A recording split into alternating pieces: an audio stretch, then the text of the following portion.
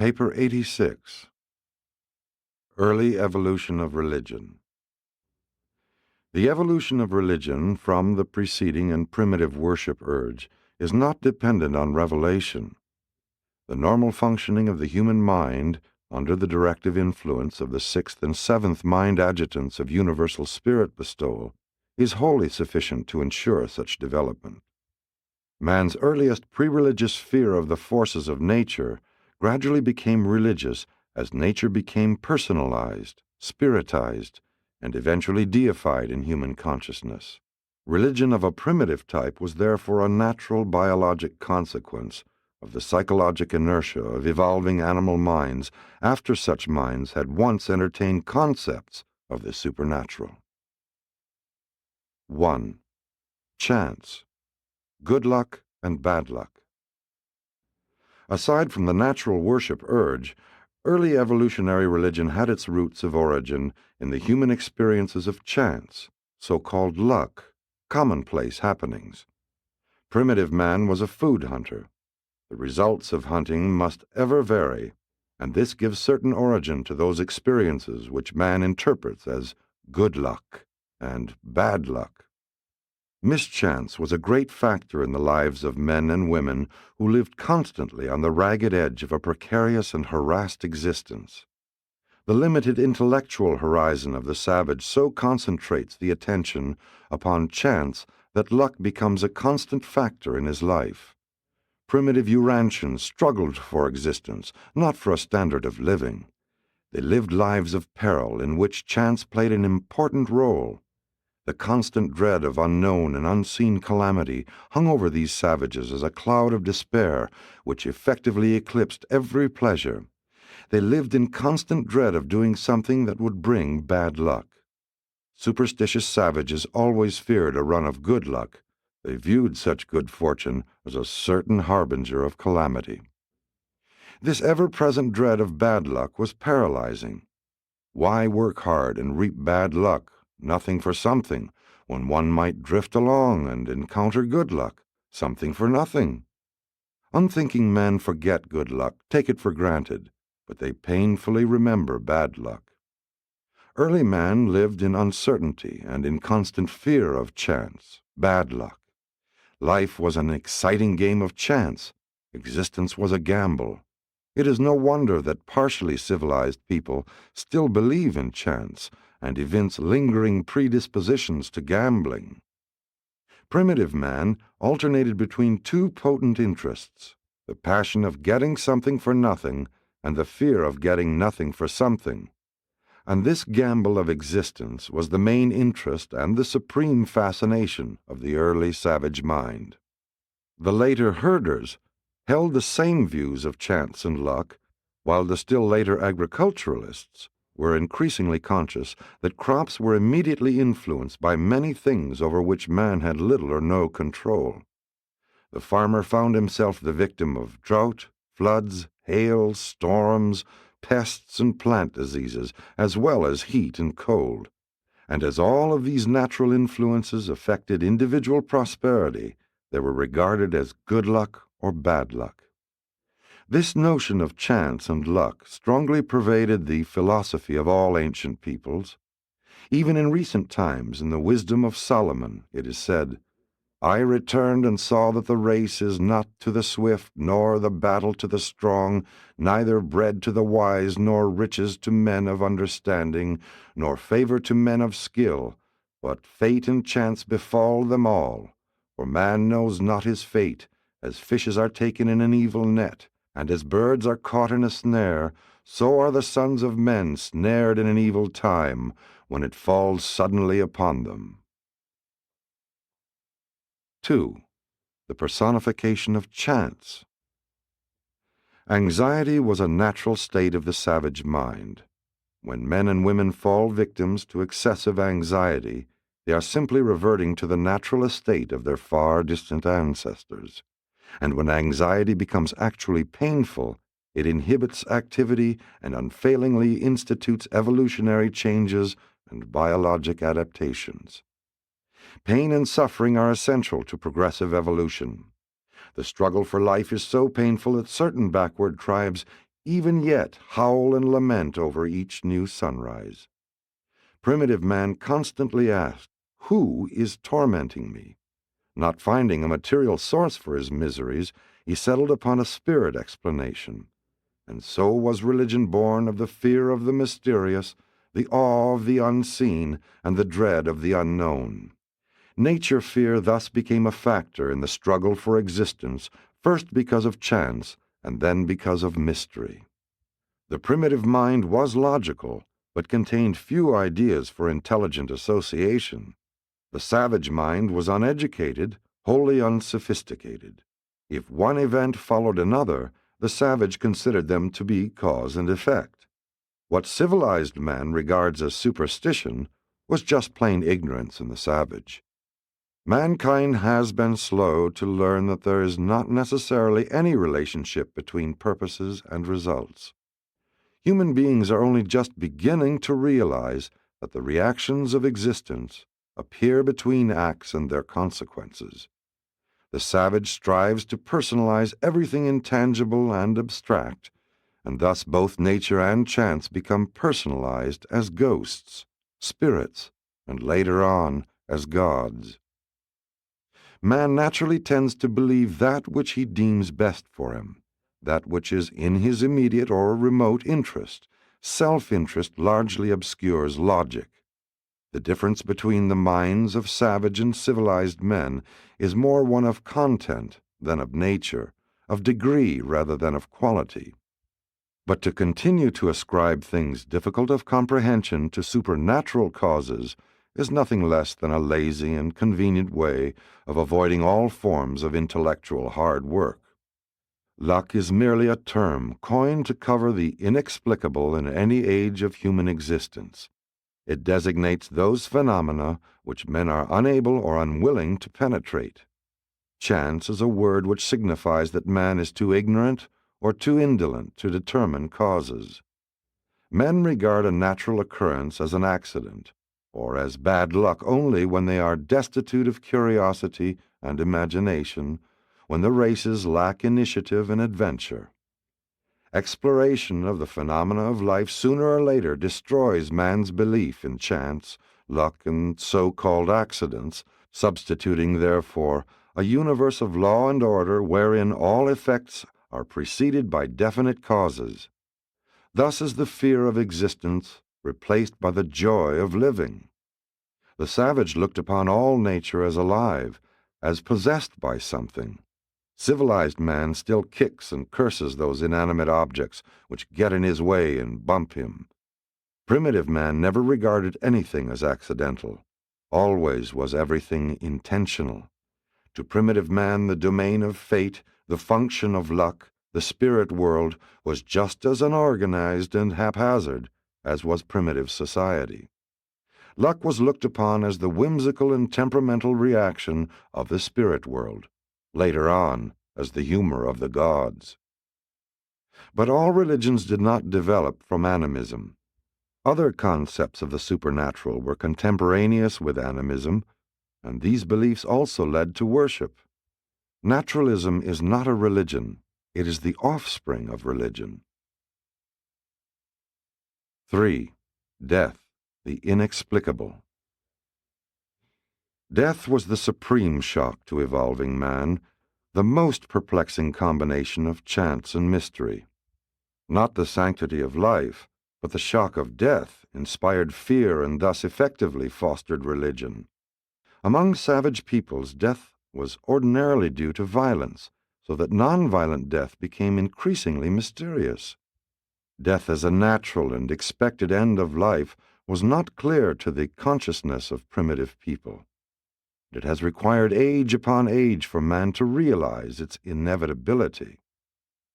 Early man accepted life as a fact, while he regarded death as a visitation of some sort.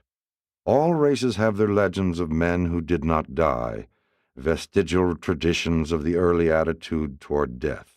Already in the human mind there existed the nebulous concept of a hazy and unorganized spirit world, a domain whence came all that is inexplicable in human life, and death was added to this long list of unexplained phenomena. All human disease and natural death was at first believed to be due to spirit influence. Even at the present time, some civilized races regard disease as having been produced by the enemy and depend upon religious ceremonies to effect healing. Later and more complex systems of theology still ascribe death to the action of the spirit world, all of which has led to such doctrines as original sin and the fall of man.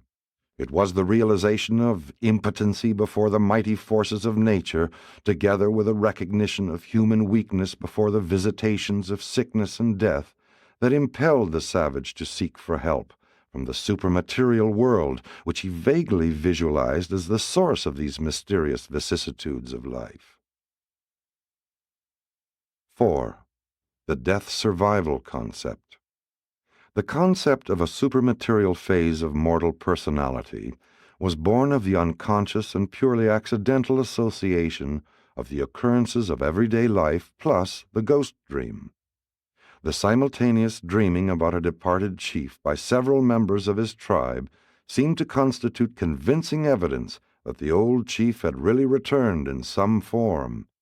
It was all very real to the savage who would awaken from such dreams reeking with sweat, trembling and screaming. The dream origin of the belief in a future existence explains the tendency always to imagine unseen things in the terms of things seen, and presently this new dream ghost future life concept began effectively to antidote the death fear associated with the biologic instinct of self-preservation. Early man was also much concerned about his breath, especially in cold climates, where it appeared as a cloud when exhaled. The breath of life was regarded as the one phenomenon which differentiated the living and the dead. He knew the breath could leave the body, and his dreams of doing all sorts of queer things while asleep convinced him that there was something immaterial about a human being. The most primitive idea of the human soul, the ghost, was derived from the breath dream idea system. Eventually the savage conceived of himself as a double, body and breath. The breath minus the body equaled a spirit, a ghost. While having a very definite human origin, ghosts or spirits were regarded as superhuman, and this belief in the existence of disembodied spirits seemed to explain the occurrence of the unusual, the extraordinary, the infrequent, and the inexplicable. The primitive doctrine of survival after death was not necessarily a belief in immortality. Beings who could not count over 20 could hardly conceive of infinity and eternity. They rather thought of recurring incarnations. The Orange race was especially given to belief in transmigration and reincarnation. This idea of reincarnation originated in the observance of hereditary and trait resemblance of offspring to ancestors. The custom of naming children after grandparents and other ancestors was due to belief in reincarnation. Some later-day races believed that man died from 3 to 7 times. This belief, residual from the teachings of Adam about the mansioned worlds, and many other remnants of revealed religion, can be found among the otherwise absurd doctrines of 20th-century barbarians. Early man entertained no ideas of hell or future punishment. The savage looked upon the future life as just like this one, minus all ill luck. Later on, a separate destiny for good ghosts and bad ghosts, heaven and hell, was conceived. But since many primitive races believed that man entered the next life just as he left this one, they did not relish the idea of becoming old and decrepit. The aged much preferred to be killed before becoming too infirm.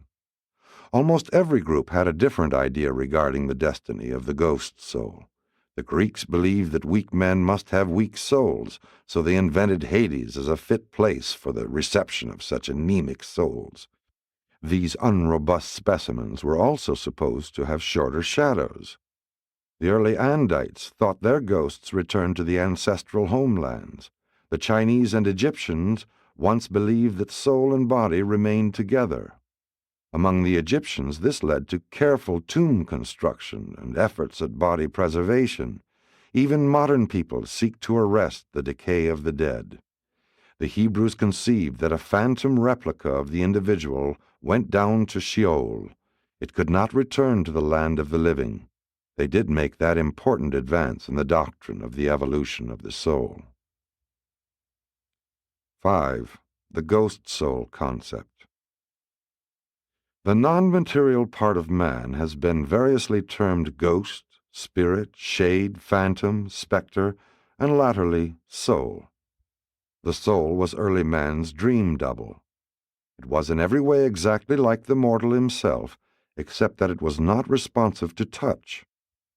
The belief in dream doubles led directly to the notion that all things animate and inanimate had souls as well as men. This concept tended long to perpetuate the nature-spirit beliefs. The Eskimos still conceive that everything in nature has a spirit. The ghost soul could be heard and seen, but not touched. Gradually, the dream life of the race so developed and expanded the activities of this evolving spirit world that death was finally regarded as giving up the ghost. All primitive tribes, except those little above animals, have developed some concept of the soul. As civilization advances, this superstitious concept of the soul is destroyed, and man is wholly dependent on revelation and personal religious experience for his new idea of the soul as the joint creation of the God-knowing mortal mind and its indwelling divine spirit, the thought adjuster. Early mortals usually failed to differentiate the concepts of an indwelling spirit and a soul of evolutionary nature. The savage was much confused as to whether the ghost soul was native to the body or was an external agency in possession of the body. The absence of reasoned thought in the presence of perplexity explains the gross inconsistencies of the savage view of souls, ghosts, and spirits. The soul was thought of as being related to the body as the perfume to the flower.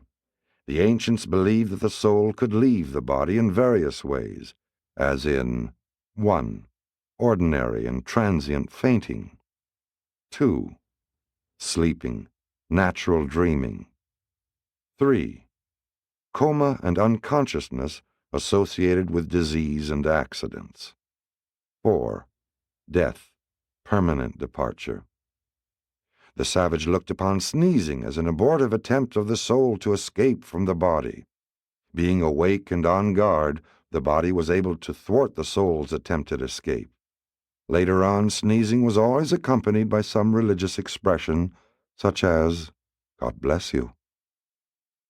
Early in evolution, sleep was regarded as proving that the ghost soul could be absent from the body, and it was believed that it could be called back by speaking or shouting the sleeper's name. In other forms of unconsciousness, the soul was thought to be farther away, perhaps trying to escape for good, impending death. Dreams were looked upon as the experiences of the soul during sleep, while temporarily absent from the body. The savage believes his dreams to be just as real as any part of his waking experience. The ancients made a practice of awaking sleepers gradually, so that the soul might have time to get back into the body. All down through the ages, men have stood in awe of the apparitions of the night season, and the Hebrews were no exception. They truly believed that God spoke to them in dreams, despite the injunctions of Moses against this idea. And Moses was right, for ordinary dreams are not the methods employed by the personalities of the spiritual world when they seek to communicate with material beings. The ancients believed that souls could enter animals or even inanimate objects. This culminated in the werewolf ideas of animal identification. A person could be a law-abiding citizen by day, but when he fell asleep, his soul could enter a wolf or some other animal to prowl about on nocturnal depredations. Primitive men thought that the soul was associated with the breath, and that its qualities could be imparted or transferred by the breath. The brave chief would breathe upon the newborn child, thereby imparting courage. Among early Christians, the ceremony of bestowing the Holy Spirit was accompanied by breathing on the candidates. Said the psalmist, "By the word of the Lord were the heavens made, and all the host of them by the breath of his mouth." It was long the custom of the eldest son to try to catch the last breath of his dying father. The shadow came, later on, to be feared and revered equally with the breath. The reflection of oneself in the water was also sometimes looked upon as proof of the double self, and mirrors were regarded with superstitious awe. Even now, many civilized persons turn the mirror to the wall in the event of death. Some backward tribes still believe that the making of pictures, drawings, models, or images removes all or a part of the soul from the body. Hence, such are forbidden. The soul was generally thought of as being identified with the breath, but it was also located by various peoples in the head, hair, heart, liver, blood, and fat. The crying out of Abel's blood from the ground is expressive of the one-time belief in the presence of the ghost in the blood. The Semites taught that the soul resided in the bodily fat, and among many the eating of animal fat was taboo. Headhunting was a method of capturing an enemy's soul, as was scalping. In recent times, the eyes have been regarded as the windows of the soul. Those who held the doctrine of 3 or 4 souls believed that the loss of one soul meant discomfort, 2, illness, 3, death. One soul lived in the breath, 1 in the head, 1 in the hair, 1 in the heart. The sick were advised to stroll about in the open air with the hope of recapturing their strayed souls. The greatest of the medicine men were supposed to exchange the sick soul of a diseased person for a new one, the new birth. The children of Badanan developed a belief in 2 souls, the breath and the shadow. The early Nodite races regarded man as consisting of 2 persons, soul and body. This philosophy of human existence was later reflected in the Greek viewpoint. The Greeks themselves believed in 3 souls. The vegetative resided in the stomach, the animal in the heart, the intellectual in the head. The Eskimos believe that man has 3 parts: body, soul, and name. 6. The ghost spirit environment. Man inherited a natural environment, acquired a social environment, and imagined a ghost environment. The state is man's reaction to his natural environment, the home to his social environment, the church to his illusory ghost environment. Very early in the history of mankind, the realities of the imaginary world of ghosts and spirits became universally believed, and this newly imagined spirit world became a power in primitive society. The mental and moral life of all mankind was modified for all time by the appearance of this new factor in human thinking and acting. Into this major premise of illusion and ignorance, mortal fear has packed all of the subsequent superstition and religion of primitive peoples. This was man's only religion up to the time of revelation, and today many of the world's races have only this crude religion of evolution. As evolution progressed, good luck became associated with good spirits and bad luck with bad spirits.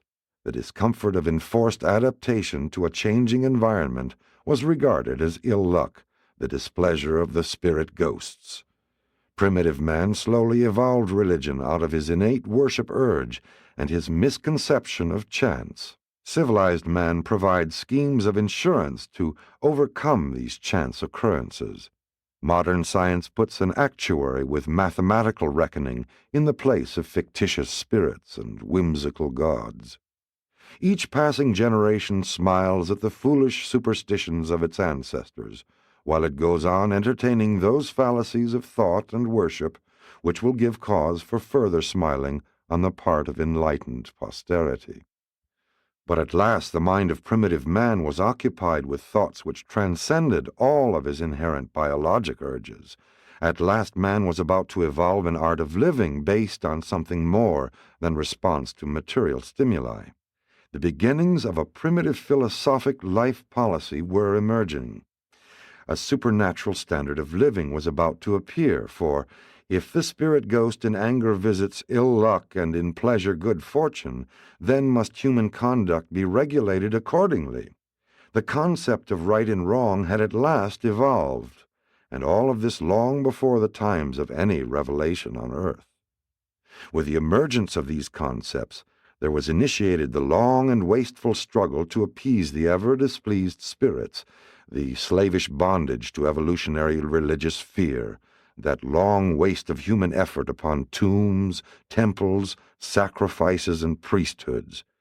It was a terrible and frightful price to pay, but it was worth all it cost, for man therein achieved a natural consciousness of relative right and wrong.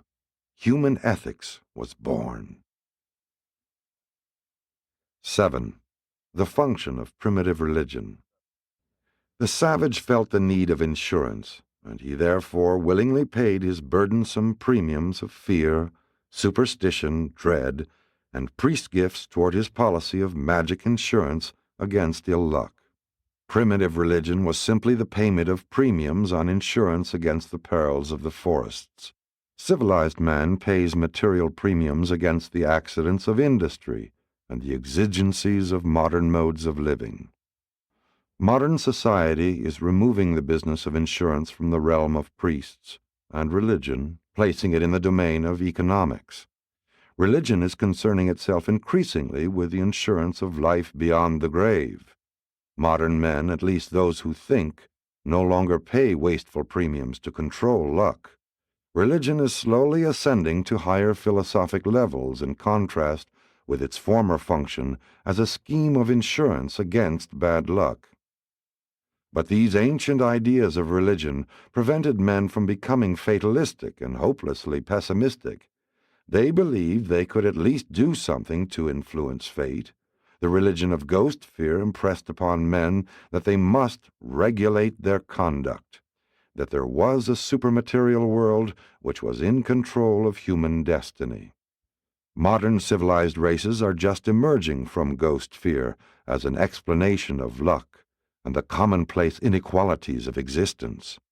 Mankind is achieving emancipation from the bondage of the ghost spirit explanation of ill luck. But while men are giving up the erroneous doctrine of a spirit cause of the vicissitudes of life, they exhibit a surprising willingness to accept an almost equally fallacious teaching which bids them attribute all human inequalities to political misadaptation, social injustice, and industrial competition. But new legislation, increasing philanthropy, and more industrial reorganization, however good in and of themselves, will not remedy the facts of birth and the accidents of living.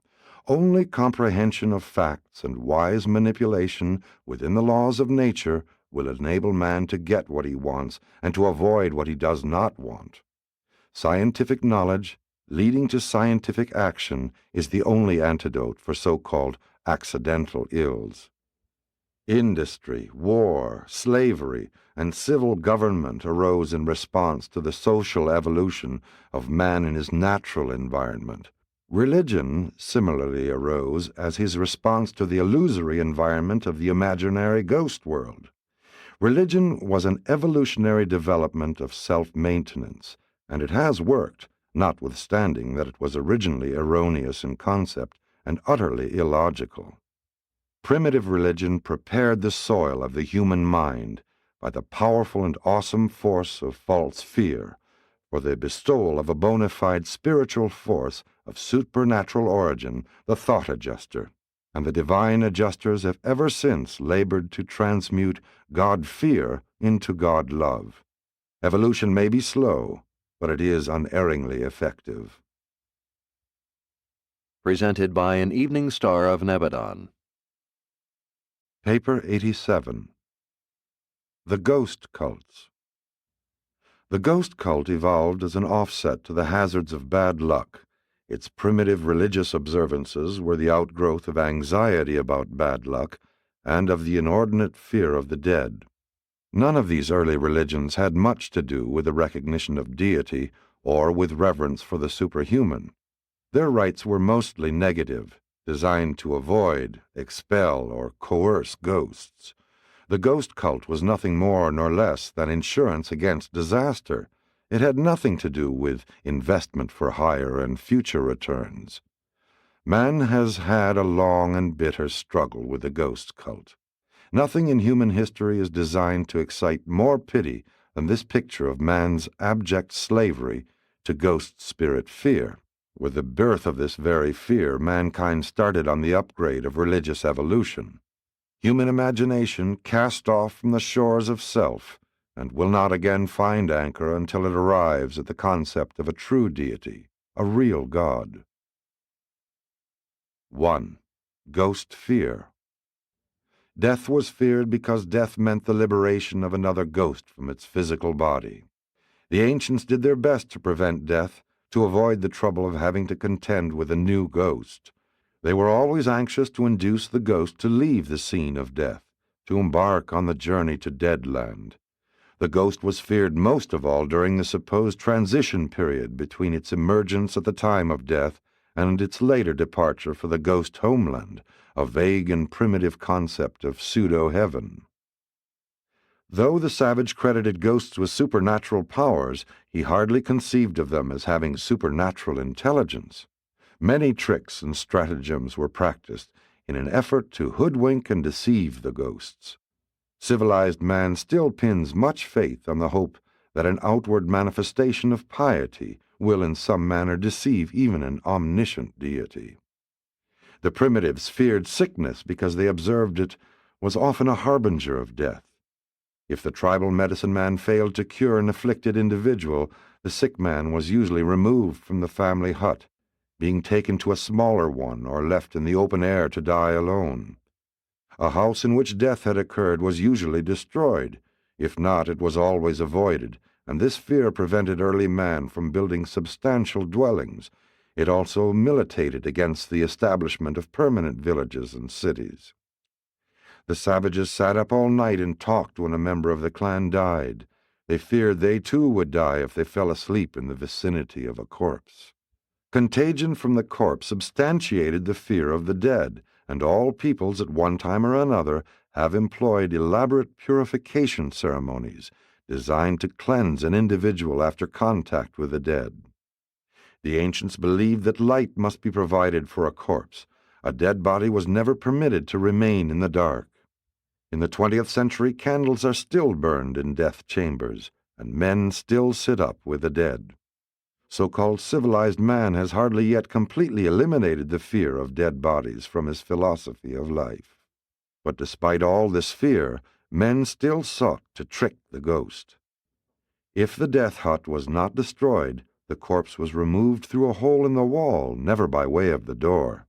These measures were taken to confuse the ghost, to prevent its tarrying and to ensure against its return. Mourners also returned from a funeral by a different road, lest the ghost follow. Backtracking and scores of other tactics were practiced to ensure that the ghost would not return from the grave. The sexes often exchanged clothes in order to deceive the ghost. Mourning costumes were designed to disguise survivors, later on to show respect for the dead, and thus appease the ghosts. 2. Ghost placation.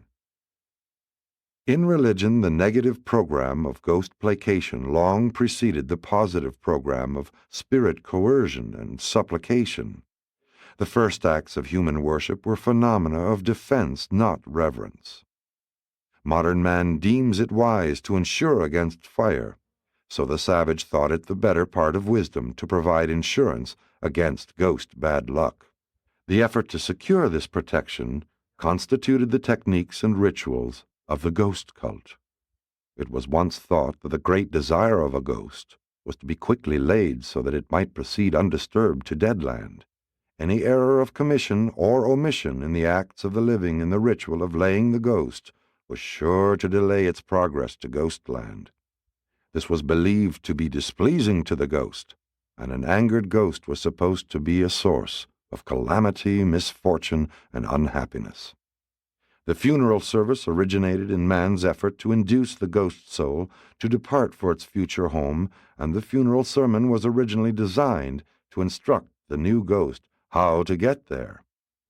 It was the custom to provide food and clothes for the ghost's journey, these articles being placed in or near the grave. The savage believed that it required from 3 days to a year to lay the ghost, to get it away from the vicinity of the grave. The Eskimos still believe that the soul stays with the body 3 days.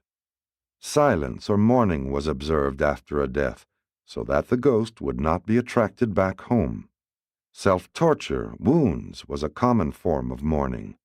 Many advanced teachers tried to stop this, but they failed. Fasting and other forms of self-denial were thought to be pleasing to the ghosts, who took pleasure in the discomfort of the living during the transition period of lurking about before their actual departure for Deadland.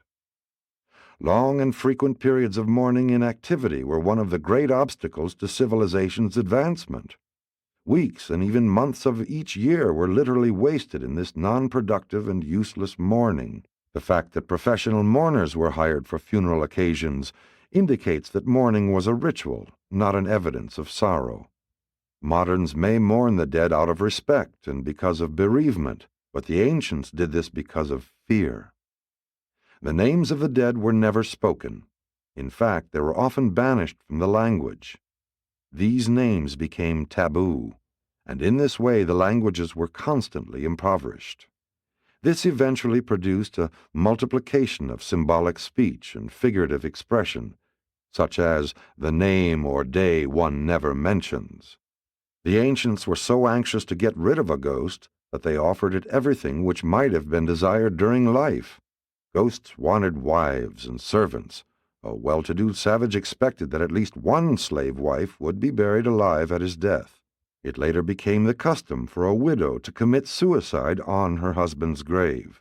When a child died, the mother, aunt, or grandmother was often strangled in order that an adult ghost might accompany and care for the child ghost.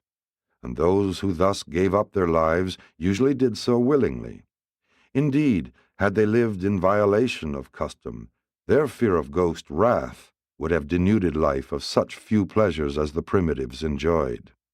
It was customary to dispatch a large number of subjects to accompany a dead chief. Slaves were killed when their master died, that they might serve him in Ghostland. The Borneans still provide a courier companion. A slave is speared to death to make the ghost journey with his deceased master. Ghosts of murdered persons were believed to be delighted to have the ghosts of their murderers as slaves. This notion motivated men to head-hunting. Ghosts supposedly enjoyed the smell of food. Food offerings at funeral feasts were once universal.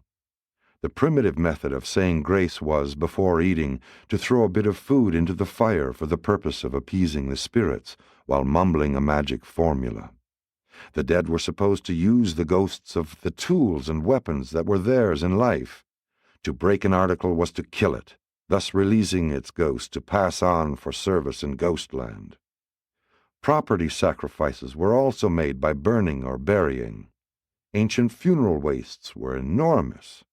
Later races made paper models and substituted drawings for real objects and persons in these death sacrifices. It was a great advance in civilization when the inheritance of kin replaced the burning and burying of property. The Iroquois Indians made many reforms in funeral waste, and this conservation of property enabled them to become the most powerful of the northern red men. Modern man is not supposed to fear ghosts, but custom is strong, and much terrestrial wealth is still consumed on funeral rituals and death ceremonies. 3. Ancestor worship. The advancing ghost cult made ancestor worship inevitable, since it became the connecting link between common ghosts and the higher spirits, the evolving gods. The early gods were simply glorified departed humans. Ancestor worship was originally more of a fear than a worship, but such beliefs did definitely contribute to the further spread of ghost fear and worship. Devotees of the early ancestor ghost cults even feared to yawn, lest a malignant ghost enter their bodies at such a time. The custom of adopting children was to make sure that someone would provide offerings after death for the peace and progress of the soul. The savage lived in fear of the ghosts of his fellows and spent his spare time planning for the safe conduct of his own ghost after death. Most tribes instituted an All Souls feast at least once a year. The Romans had 12 ghost feasts and accompanying ceremonies each year. Half the days of the year were dedicated to some sort of ceremony associated with these ancient cults. One Roman emperor tried to reform these practices by reducing the number of feast days to 135 a year. The ghost cult was in continuous evolution, as ghosts were envisioned as passing from the incomplete to the higher phase of existence. So did the cult eventually progress to the worship of spirits and even gods. But regardless of varying beliefs in more advanced spirits, all tribes and races once believed in ghosts. 4. Good and bad spirit ghosts. Ghost fear was the fountainhead of all world religion, and for ages many tribes clung to the old belief in one class of ghosts. They taught that man had good luck when the ghost was pleased, bad luck when he was angered. As the cult of ghost fear expanded, there came about the recognition of higher types of spirits, spirits not definitely identifiable with any individual human. They were graduate or glorified ghosts who had progressed beyond the domain of ghostland to the higher realms of spiritland. The notion of two kinds of spirit ghosts made slow but sure progress throughout the world. This new dual spiritism did not have to spread from tribe to tribe. It sprang up independently all over the world. In influencing the expanding evolutionary mind, the power of an idea lies not in its reality or reasonableness, but rather in its vividness and the universality of its ready and simple application. Still later, the imagination of man envisioned the concept of both good and bad supernatural agencies. Some ghosts never evolved to the level of good spirits. The early monospiritism of ghost fear was gradually evolving into a dual spiritism, a new concept of the invisible control of earthly affairs. At last, good luck and bad luck were pictured as having their respective controllers, and of the two classes, the group that brought bad luck were believed to be the more active and numerous. When the doctrine of good and bad spirits finally matured, it became the most widespread and persistent of all religious beliefs. This dualism represented a great religio-philosophic advance because it enabled men to account for both good luck and bad luck, while at the same time believing in supermortal beings who were, to some extent, consistent in their behavior. The spirits could be counted on to be either good or bad. They were not thought of as being completely temperamental, as the early ghosts of the monospiritism of most primitive religions had been conceived to be. Man was at last able to conceive of supermortal forces that were consistent in behavior, and this was one of the most momentous discoveries of truth in the entire history of the evolution of religion and in the expansion of human philosophy. Evolutionary religion has, however, paid a terrible price for the concept of dual spiritism. Man's early philosophy was able to reconcile spirit constancy with the vicissitudes of temporal fortune only by postulating two kinds of spirits, one good and the other bad, and while this belief did enable man to reconcile the variables of chance with the concept of unchanging supermortal forces, this doctrine has ever since made it difficult for religionists to conceive of cosmic unity. The gods of evolutionary religion have generally been opposed by the forces of darkness. The tragedy of all this lies in the fact that when these ideas were taking root in the primitive mind of man, there really were no bad or disharmonious spirits in all the world. Such an unfortunate situation did not develop until after the Caligastic rebellion and only persisted until Pentecost. The concept of good and evil as cosmic coordinates is, even in the 20th century, very much alive in human philosophy. Most of the world's religions still carry this cultural birthmark of the long-gone days of the emerging ghost cults. 5. The advancing ghost cult. Primitive man viewed the spirits and ghosts as having almost unlimited rights but no duties. The spirits were thought to regard man as having manifold duties but no rights. The spirits were believed to look down upon man as constantly failing in the discharge of his spiritual duties. It was the general belief of mankind that ghosts levied a continuous tribute of service as the price of non-interference in human affairs, and the least mischance was laid to ghost activities. Early humans were so afraid they might overlook some honor due the gods that, after they had sacrificed to all known spirits, they did another turn to the unknown gods, just to be thoroughly safe. And now the simple ghost cult is followed by the practices of the more advanced and relatively complex spirit ghost cult, the service and worship of the higher spirits as they evolved in man's primitive imagination. Religious ceremonial must keep pace with spirit evolution and progress. The expanded cult was but the art of self-maintenance, practiced in relation to belief in supernatural beings, self-adjustment to spiritual environment. Industrial and military organizations were adjustments to natural and social environments. And as marriage arose to meet the demands of bisexuality, so did religious organization evolve in response to the belief in higher spirit forces and spiritual beings. Religion represents man's adjustment to his illusions of the mystery of chance. Spirit fear and subsequent worship were adopted as insurance against misfortune, as prosperity policies. The savage visualizes the good spirits as going about their business, requiring little from human beings. It is the bad ghosts and spirits who must be kept in good humor. Accordingly, primitive peoples paid more attention to their malevolent ghosts than to their benign spirits. Human prosperity was supposed to be especially provocative of the envy of evil spirits, and their method of retaliation was to strike back through a human agency and by the technique of the evil eye. That phase of the cult which had to do with spirit avoidance was much concerned with the machinations of the evil eye. The fear of it became almost worldwide. Pretty women were veiled to protect them from the evil eye. Subsequently, many women who desired to be considered beautiful adopted this practice. Because of this fear of bad spirits, children were seldom allowed out after dark, and the early prayers always included the petition, "Deliver us from the evil eye." The Koran contains a whole chapter devoted to the evil eye and magic spells, and the Jews fully believed in them. The whole phallic cult grew up as a defense against evil eye.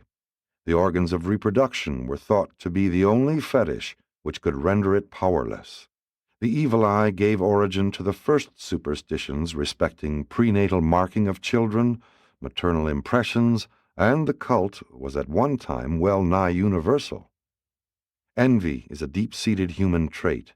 Therefore did primitive man ascribe it to his early gods, and since man had once practiced deception upon the ghosts, he soon began to deceive the spirits. Said he, "If the spirits are jealous of our beauty and prosperity, we will disfigure ourselves and speak lightly of our success." Early humility was not, therefore, debasement of ego, but rather an attempt to foil and deceive the envious spirits. The method adopted to prevent the spirits from becoming jealous of human prosperity was to heap vituperation upon some lucky or much-loved thing or person. The custom of depreciating complimentary remarks regarding oneself or family had its origin in this way, and it eventually evolved into civilized modesty, restraint, and courtesy. In keeping with the same motive, it became the fashion to look ugly. Beauty aroused the envy of spirits. It betokened sinful human pride. The savage sought for an ugly name. This feature of the cult was a great handicap to the advancement of art, and it long kept the world somber and ugly. Under the spirit cult, life was at best a gamble, the result of spirit control. One's future was not the result of effort, industry, or talent, except as they might be utilized to influence the spirits. The ceremonies of spirit propitiation constituted a heavy burden, rendering life tedious and virtually unendurable. From age to age and from generation to generation, race after race has sought to improve this super-ghost doctrine, but no generation has ever yet dared to wholly reject it. The intention and will of the spirits were studied by means of omens, oracles, and signs, and these spirit messages were interpreted by divination, soothsaying, magic, ordeals, and astrology.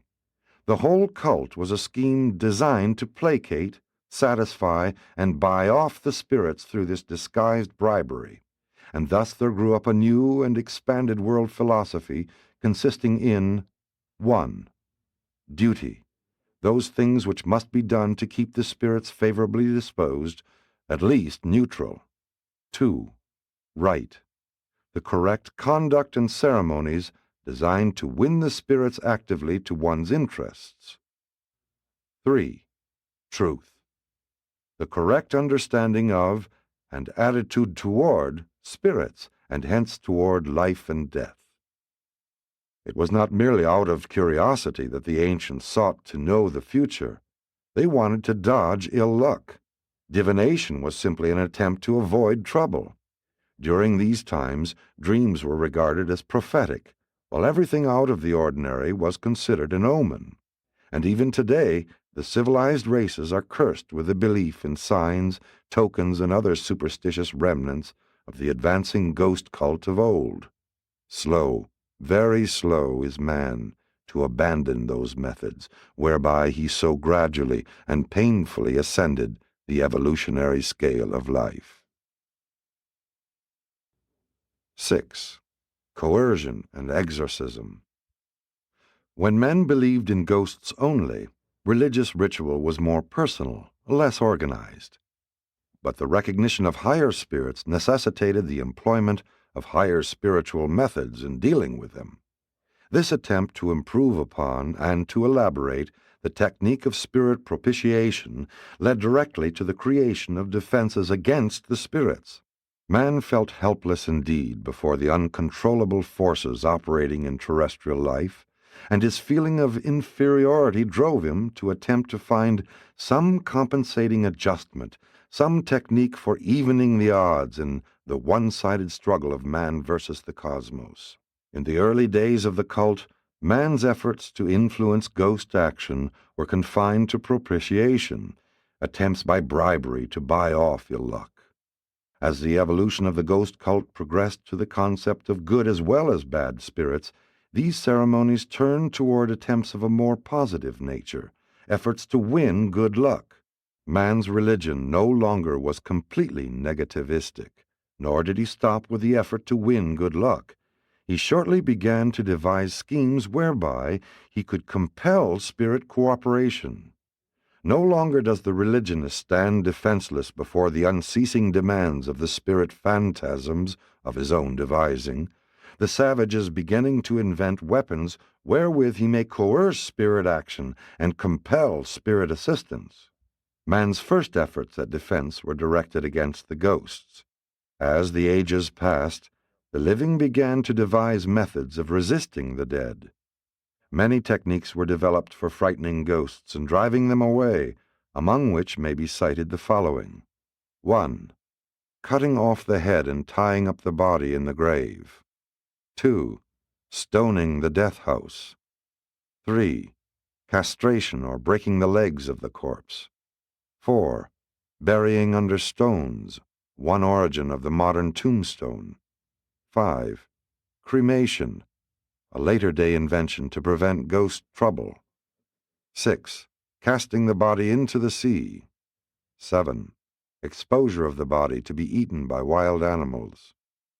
Ghosts were supposed to be disturbed and frightened by noise. Shouting, bells, and drums drove them away from the living, and these ancient methods are still in vogue at wakes for the dead.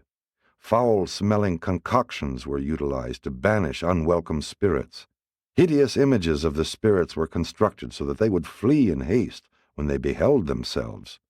It was believed that dogs could detect the approach of ghosts, and that they gave warning by howling, that cocks would crow when they were near. The use of a cock as a weather vane is in perpetuation of this superstition. Water was regarded as the best protection against ghosts. Holy water was superior to all other forms, water in which the priests had washed their feet. Both fire and water were believed to constitute impassable barriers to ghosts. The Romans carried water 3 times around the corpse. In the 20th century, the body is sprinkled with holy water, and hand-washing at the cemetery is still a Jewish ritual. Baptism was a feature of the later water ritual. Primitive bathing was a religious ceremony. Only in recent times has bathing become a sanitary practice. But man did not stop with ghost coercion. Through religious ritual and other practices, he was soon attempting to compel spirit action. Exorcism was the employment of one spirit to control or banish another, and these tactics were also utilized for frightening ghosts and spirits. The dual spiritism concept of good and bad forces offered man ample opportunity to attempt to pit one agency against another, for, if a powerful man could vanquish a weaker one, then certainly a strong spirit could dominate an inferior ghost. Primitive cursing was a coercive practice designed to overawe minor spirits. Later, this custom expanded into the pronouncing of curses upon enemies. It was long believed that by reverting to the usages of the more ancient mores, the spirits and demigods could be forced into desirable action. Modern man is guilty of the same procedure. You address one another in common, everyday language, but when you engage in prayer, you resort to the older style of another generation, the so-called solemn style. This doctrine also explains many religious ritual reversions of a sex nature, such as temple prostitution. These reversions to primitive customs were considered sure guards against many calamities, and with these simple-minded peoples all such performances were entirely free from what modern man would term promiscuity. Next came the practice of ritual vows, soon to be followed by religious pledges and sacred oaths. Most of these oaths were accompanied by self-torture and self-mutilation, later on by fasting and prayer. Self-denial was subsequently looked upon as being a sure coercive.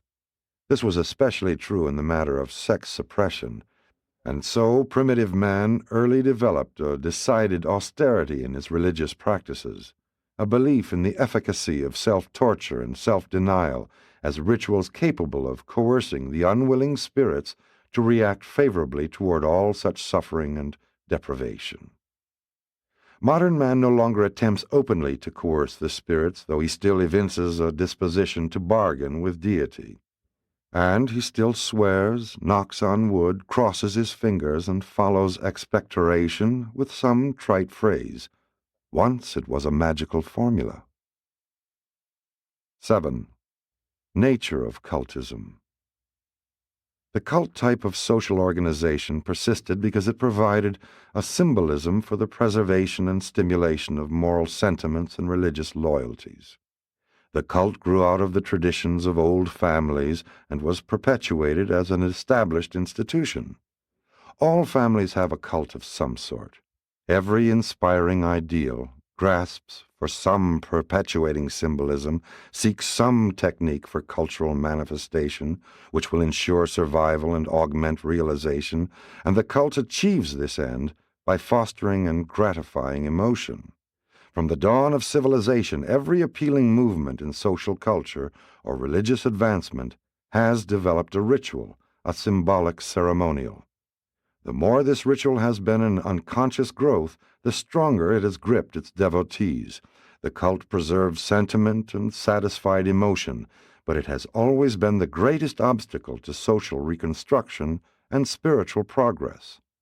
Notwithstanding that the cult has always retarded social progress, it is regrettable that so many modern believers in moral standards and spiritual ideals have no adequate symbolism, no cult of mutual support, nothing to belong to.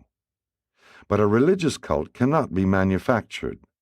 It must grow, and those of no two groups will be identical unless the rituals are arbitrarily standardized by authority. The early Christian cult was the most effective, appealing, and enduring of any ritual ever conceived or devised, but much of its value has been destroyed in a scientific age by the destruction of so many of its original underlying tenets. The Christian cult has been devitalized by the loss of many fundamental ideas. In the past, truth has grown rapidly and expanded freely when the cult has been elastic, the symbolism expansile. Abundant truth, and an adjustable cult have favored rapidity of social progression. A meaningless cult vitiates religion when it attempts to supplant philosophy and to enslave reason. A genuine cult grows. Regardless of the drawbacks and handicaps, Every new revelation of truth has given rise to a new cult, and even the restatement of the religion of Jesus must develop a new and appropriate symbolism. Modern man must find some adequate symbolism for his new and expanding ideas, ideals, and loyalties. This enhanced symbol must arise out of religious living, spiritual experience. And this higher symbolism of a higher civilization must be predicated on the concept of the fatherhood of God, and be pregnant with a mighty ideal of the brotherhood of man.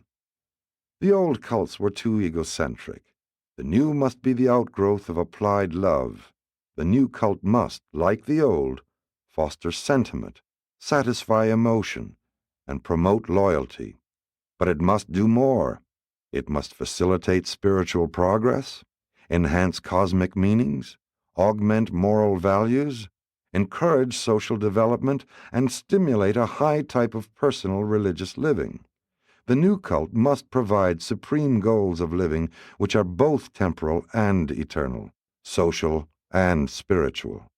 No cult can endure and contribute to the progress of social civilization and individual spiritual attainment unless it is based on the biologic, sociologic, and religious significance of the home.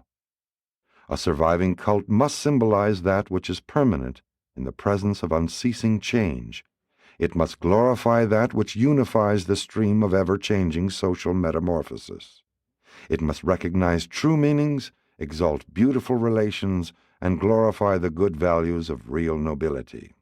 But the great difficulty of finding a new and satisfying symbolism is because modern men as a group adhere to the scientific attitude, eschew superstition, and abhor ignorance, while as individuals they all crave mystery and venerate the unknown. No cult can survive unless it embodies some masterful mystery and conceals some worthful unattainable.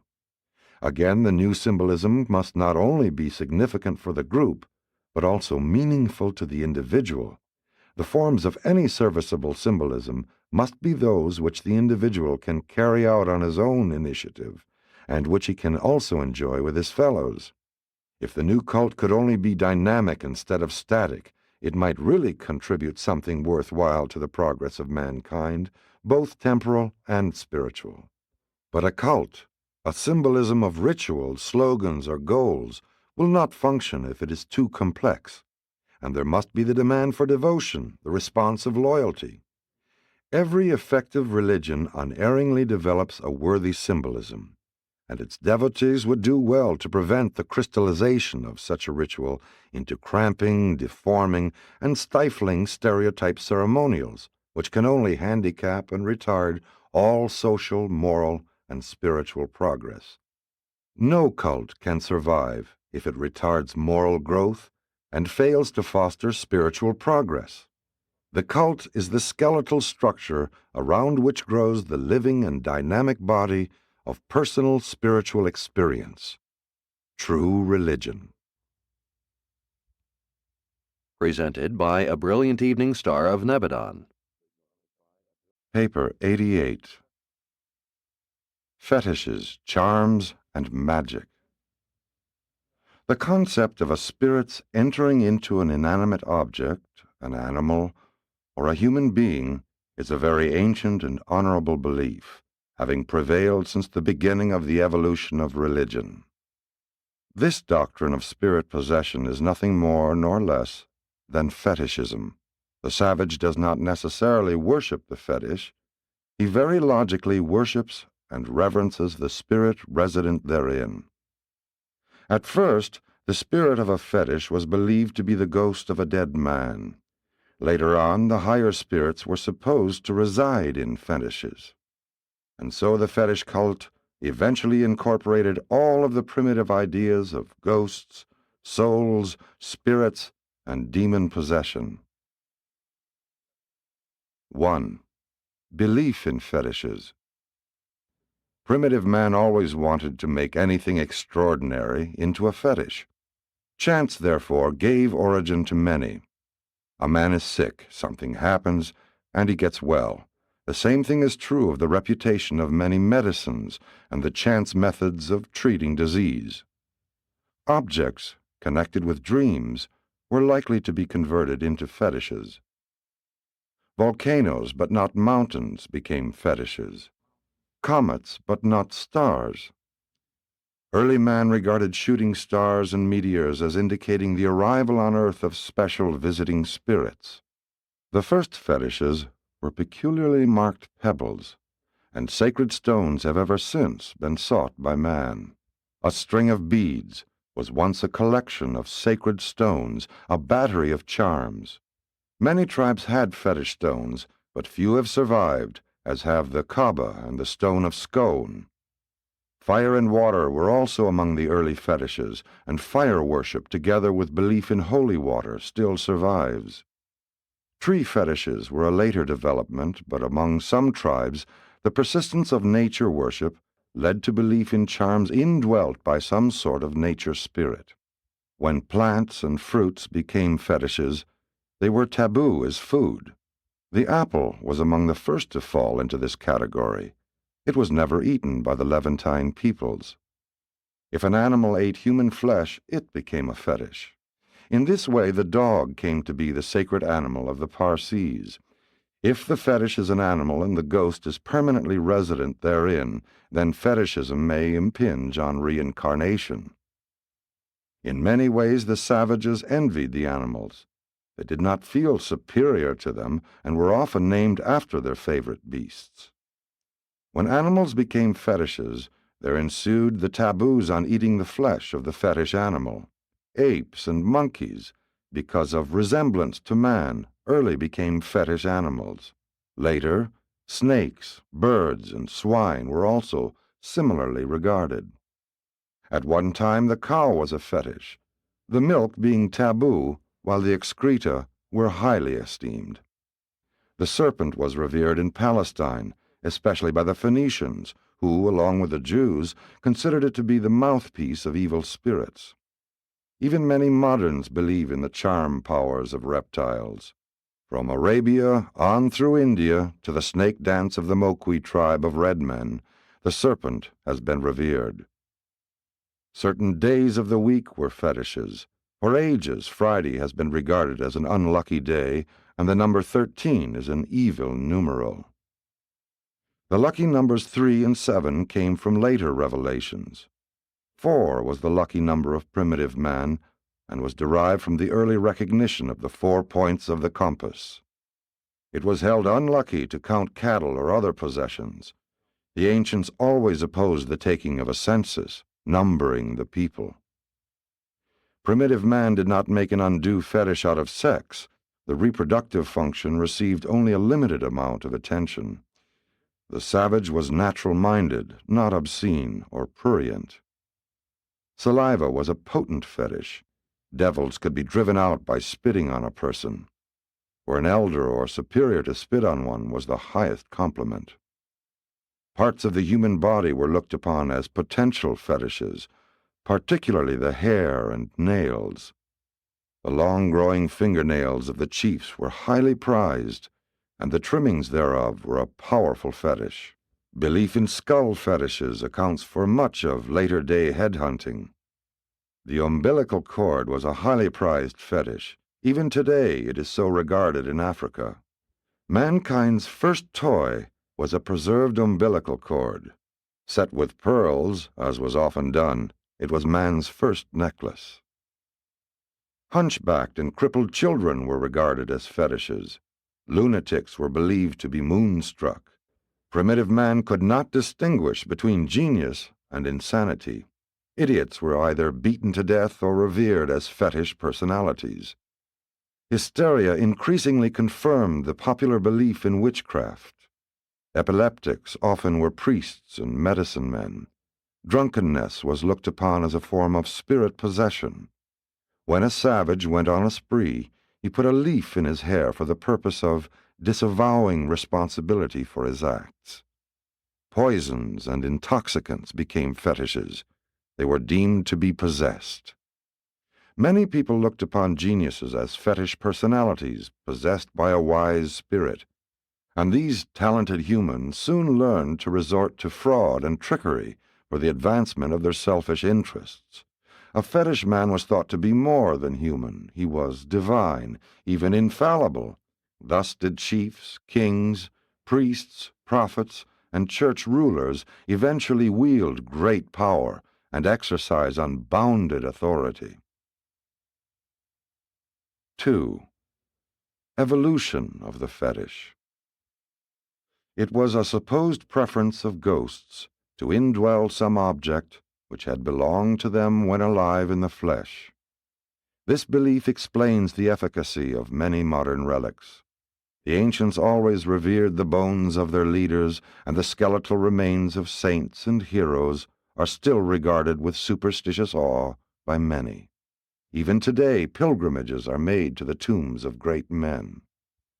Belief in relics is an outgrowth of the ancient fetish cult. The relics of modern religions represent an attempt to rationalize the fetish of the savage and thus elevate it to a place of dignity and respectability in the modern religious systems. It is heathenish to believe in fetishes and magic, but supposedly all right to accept relics and miracles. The hearth, fireplace, became more or less of a fetish, a sacred spot. The shrines and temples were at first fetish places because the dead were buried there. The fetish hut of the Hebrews was elevated by Moses to that place where it harbored a super fetish, the then existent concept of the law of God. But the Israelites never gave up the peculiar Canaanite belief in the stone altar. And this stone which I have set up as a pillar shall be God's house. They truly believed that the spirit of their God dwelt in such stone altars, which were in reality fetishes. The earliest images were made to preserve the appearance and memory of the illustrious dead. They were really monuments. Idols were a refinement of fetishism. The primitives believed that a ceremony of consecration caused the spirit to enter the image. Likewise, when certain objects were blessed, they became charms. Moses, in the addition of the second commandment to the ancient Dalmatian moral code, made an effort to control fetish worship among the Hebrews. He carefully directed that they should make no sort of image that might become consecrated as a fetish. He made it plain, "You shall not make a graven image, or any likeness of anything that is in heaven above, or on the earth beneath, or in the waters of the earth." While this commandment did much to retard art among the Jews, it did lessen fetish worship. But Moses was too wise to attempt suddenly to displace the olden fetishes, and he therefore consented to the putting of certain relics alongside the law in the combined war altar and religious shrine, which was the Ark. Words eventually became fetishes, more especially those which were regarded as God's words. In this way, the sacred books of many religions have become fetishistic prisons, incarcerating the spiritual imagination of man. Moses' very effort against fetishes became a supreme fetish. His commandment was later used to stultify art and to retard the enjoyment and adoration of the beautiful. In olden times, the fetish word of authority was a fear-inspiring doctrine, the most terrible of all tyrants which enslave men. A doctrinal fetish will lead mortal man to betray himself into the clutches of bigotry, fanaticism, superstition, intolerance, and the most atrocious of barbarous cruelties. Modern respect for wisdom and truth is but the recent escape from the fetish-making tendency up to the higher levels of thinking and reasoning. Concerning the accumulated fetish writings, which various religionists hold as sacred books, it is not only believed that what is in the book is true, but also that every truth is contained in the book. If one of these sacred books happens to speak of the earth as being flat, then for long generations, otherwise sane men and women will refuse to accept positive evidence that the planet is round. The practice of opening one of these sacred books to let the eye chance upon a passage, the following of which may determine important life decisions or projects, is nothing more nor less than errant fetishism. To take an oath on a holy book or to swear by some object of supreme veneration is a form of refined fetishism. But it does represent real evolutionary progress to advance from the fetish fear of a savage chief's fingernail trimmings to the adoration of a superb collection of letters, laws, legends, allegories, myths, poems, and chronicles, which, after all, reflect the winnowed moral wisdom of many centuries, at least up to the time and event of their being assembled as a sacred book. To become fetishes, words had to be considered inspired, and the invocation of supposed divinely inspired writings led directly to the establishment of the authority of the Church, while the evolution of civil forms led to the fruition of the authority of the state. 3. Totemism. Fetishism ran through all the primitive cults, from the earliest belief in sacred stones, through idolatry, cannibalism, and nature worship to totemism. Totemism is a combination of social and religious observances. Originally, it was thought that respect for the totem animal of supposed biologic origin ensured the food supply. Totems were at one and the same time symbols of the group and their god. Such a god was the clan personified. Totemism was one phase of the attempted socialization of otherwise personal religion.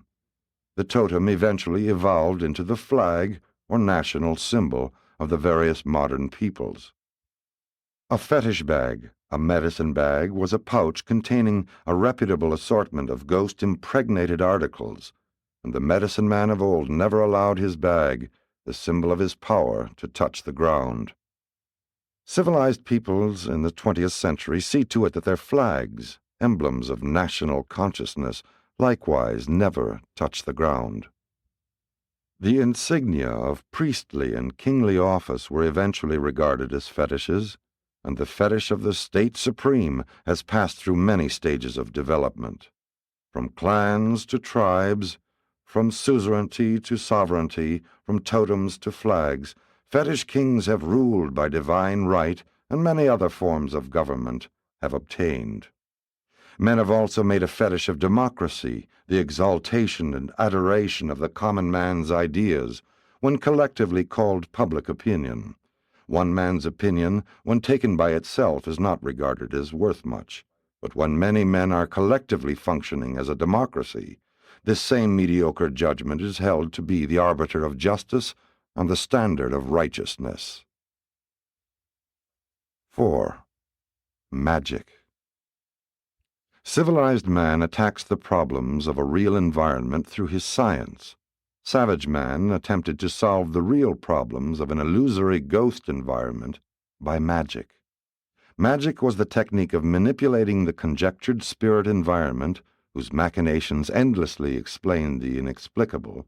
It was the art of obtaining voluntary spirit cooperation and of coercing involuntary spirit aid through the use of fetishes or other and more powerful spirits. The object of magic, sorcery, and necromancy was twofold. 1. To secure insight into the future. 2. Favorably to influence environment. The objects of science are identical with those of magic. Mankind is progressing from magic to science, not by meditation and reason, but rather through long experience, gradually and painfully. Man is gradually backing into the truth, beginning in error, progressing in error, and finally attaining the threshold of truth. Only with the arrival of the scientific method has he faced forward. But primitive man had to experiment or perish. The fascination of early superstition was the mother of the later scientific curiosity. There was progressive dynamic emotion, fear plus curiosity, in these primitive superstitions. There was progressive driving power in the olden magic. These superstitions represented the emergence of the human desire to know and to control planetary environment. Magic gained such a strong hold upon the savage because he could not grasp the concept of natural death. The later idea of original sin helped much to weaken the grip of magic on the race, in that it accounted for natural death. It was at one time not at all uncommon for 10 innocent persons to be put to death because of supposed responsibility for one natural death. This is one reason why ancient peoples did not increase faster, and it is still true of some African tribes. The accused individual usually confessed guilt even when facing death. Magic is natural to a savage. He believes that an enemy can actually be killed by practicing sorcery on his shingled hair or fingernail trimmings. The fatality of snake bites was attributed to the magic of the sorcerer. The difficulty in combating magic arises from the fact that fear can kill.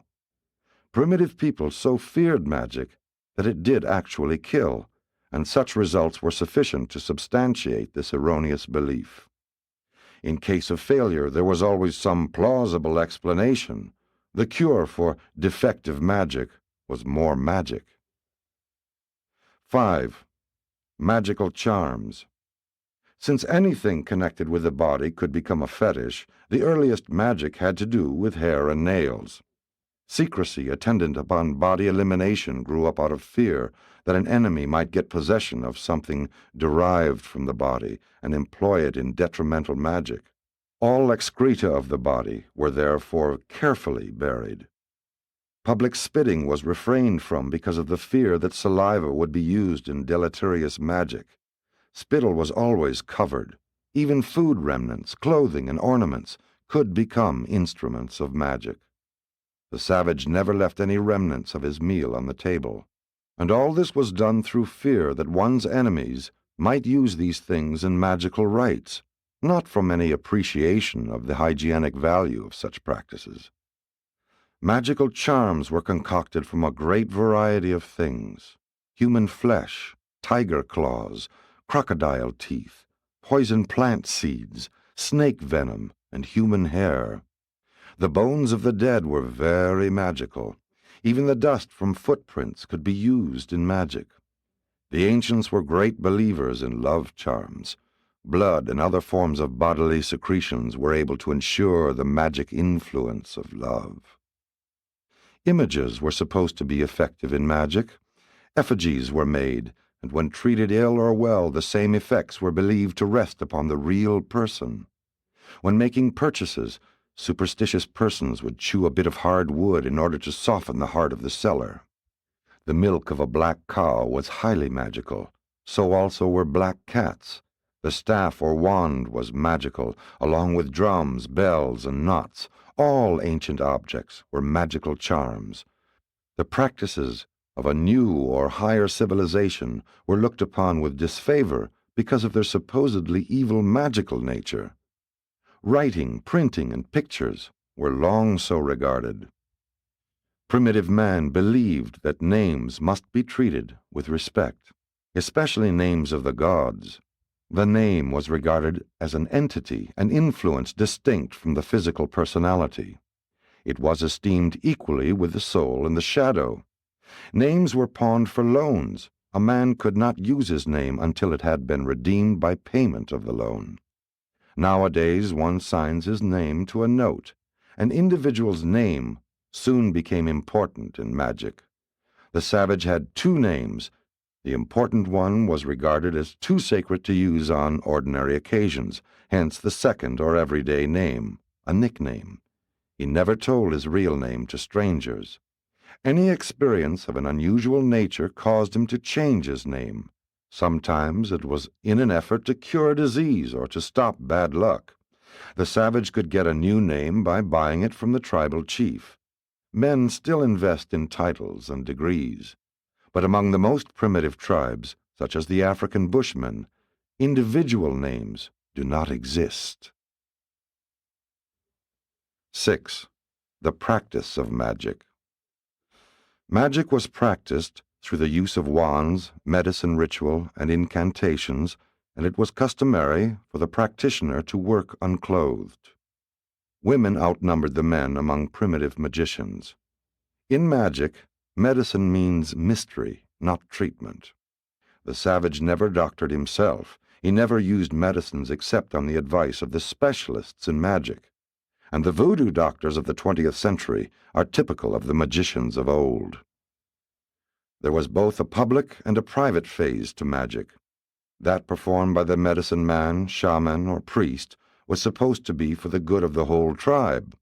Witches, sorcerers, and wizards dispensed private magic, personal and selfish magic, which was employed as a coercive method of bringing evil on one's enemies. The concept of dual spiritism, good and bad spirits, gave rise to the later beliefs in white and black magic, and as religion evolved, magic was the term applied to spirit operations outside one's own cult, and it also referred to older ghost beliefs. Word combinations, the ritual of chants and incantations were highly magical. Some early incantations finally evolved into prayers. Presently, imitative magic was practiced. Prayers were acted out. Magical dances were nothing but dramatic prayers. Prayer gradually displaced magic as the associate of sacrifice. Gesture, being older than speech, was the more holy and magical, and mimicry was believed to have strong magical power. The red men often staged a buffalo dance in which one of their number would play the part of a buffalo, and, in being caught, would ensure the success of the impending hunt. The sex festivities of May Day were simply imitative magic, a suggestive appeal to the sex passions of the plant world. The doll was first employed as a magic talisman by the barren wife. Magic was the branch off the evolutionary religious tree, which eventually bore the fruit of a scientific age. Belief in astrology led to the development of astronomy. Belief in a philosopher's stone led to the mastery of metals, while belief in magic numbers founded the science of mathematics. But a world so filled with charms did much to destroy all personal ambition and initiative. The fruits of extra labor or of diligence were looked upon as magical. If a man had more grain in his field than his neighbor, he might be haled before the chief and charged with enticing this extra grain from the indolent neighbor's field. Indeed, in the days of barbarism, it was dangerous to know very much. There was always the chance of being executed as a black artist. Gradually, science is removing the gambling element from life, but if modern methods of education should fail, there would be an almost immediate reversion to the primitive beliefs in magic. These superstitions still linger in the minds of many so-called civilized people. Language contains many fossils which testify that the race has long been steeped in magical superstition, such words as spellbound, ill-starred, possessions, inspiration, spirit away, ingenuity, entrancing, thunderstruck, and astonished. And intelligent human beings still believe in good luck, evil eye, and astrology. Ancient magic was the cocoon of modern science, indispensable in its time, but now no longer useful. And so the phantasms of ignorant superstition agitated the primitive minds of men until the concepts of science could be born. Today, Urantia is in the twilight zone of this intellectual evolution. One half the world is grasping eagerly for the light of truth and the facts of scientific discovery, while the other half languishes in the arms of ancient superstition and but thinly disguised magic.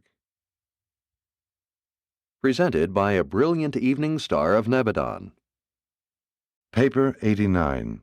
Sin, Sacrifice, and Atonement. Primitive man regarded himself as being in debt to the spirits, as standing in need of redemption. As the savages looked at it, in justice the spirits might have visited much more bad luck upon them.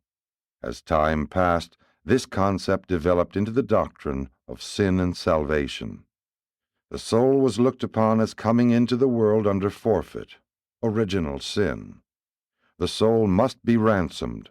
A scapegoat must be provided.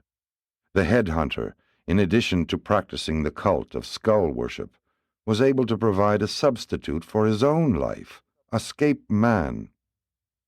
The savage was early possessed with the notion that spirits derive supreme satisfaction from the sight of human misery, suffering, and humiliation. At first, man was only concerned with sins of commission, but later he became exercised over sins of omission. and the whole subsequent sacrificial system grew up around these two ideas. This new ritual had to do with the observance of the propitiation ceremonies of sacrifice. Primitive man believed that something special must be done to win the favor of the gods. Only advanced civilization recognizes a consistently even-tempered and benevolent God. Propitiation was insurance against immediate ill luck rather than investment in future bliss. And the rituals of avoidance, exorcism, coercion, and propitiation all merge into one another. 1. The taboo. Observance of a taboo was man's effort to dodge ill luck, to keep from offending the spirit ghosts by the avoidance of something. The taboos were at first non-religious, but they early acquired ghost or spirit sanction, and when thus reinforced, they became lawmakers and institution builders. The taboo is the source of ceremonial standards and the ancestor of primitive self-control. It was the earliest form of societal regulation, and for a long time the only one. It is still a basic unit of the social regulative structure. The respect which these prohibitions commanded in the mind of the savage exactly equaled his fear of the powers who were supposed to enforce them.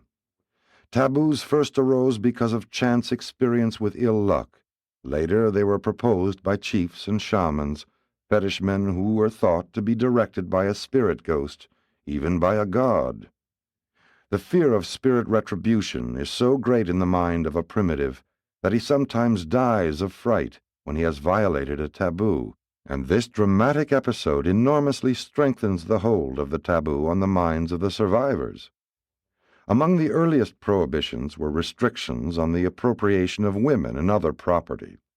As religion began to play a larger part in the evolution of the taboo, the article resting under ban was regarded as unclean, subsequently as unholy. The records of the Hebrews are full of the mention of things clean and unclean, holy and unholy, but their beliefs along these lines were far less cumbersome and extensive than were those of many other peoples. The 7 commandments of Dalmatia and Eden, as well as the 10 injunctions of the Hebrews, were definite taboos, all expressed in the same negative form as were the most ancient prohibitions. But these newer codes were truly emancipating in that they took the place of thousands of pre-existent taboos. And more than this, these later commandments definitely promised something in return for obedience. The early food taboos originated in fetishism and totemism. The swine was sacred to the Phoenicians, the cow to the Hindus. The Egyptian taboo on pork has been perpetuated by the Hebraic and Islamic faiths. A variant of the food taboo was the belief that a pregnant woman could think so much about a certain food that the child, when born, would be the echo of that food. Such viands would be taboo to the child. Methods of eating soon became taboo, and so originated ancient and modern table etiquette. Caste systems and social levels are vestigial remnants of olden prohibitions. The taboos were highly effective in organizing society, but they were terribly burdensome. The negative ban system not only maintained useful and constructive regulations, but also obsolete, outworn, and useless taboos. There would, however, be no civilized society to sit in criticism upon primitive man except for these far-flung and multifarious taboos, and the taboo would never have endured but for the upholding sanctions of primitive religion. Many of the essential factors in man's evolution have been highly expensive, have cost vast treasure in effort, sacrifice, and self-denial, but these achievements of self-control were the real rungs on which man climbed civilization's ascending ladder. 2. The concept of sin. The fear of chance and the dread of bad luck literally drove man into the invention of primitive religion, as supposed insurance against these calamities. From magic and ghosts, religion evolved through spirits and fetishes to taboos. Every primitive tribe had its tree of forbidden fruit, literally the apple, but figuratively consisting of 1,000 branches hanging heavy with all sorts of taboos, and the forbidden tree always said, "Thou shalt not." As the savage man evolved to that point where it envisaged both good and bad spirits, and when the taboo received the solemn sanction of evolving religion, the stage was all set for the appearance of the new conception of sin. The idea of sin was universally established in the world before revealed religion ever made its entry. It was only by the concept of sin that natural death became logical to the primitive mind. Sin was the transgression of taboo, and death was the penalty of sin. Sin was ritual, not rational, an act, not a thought. And this entire concept of sin was fostered by the lingering traditions of Dillman and the days of a little paradise on earth. The tradition of Adam in the Garden of Eden also lent substance to the dream of a one-time golden age of the dawn of the races.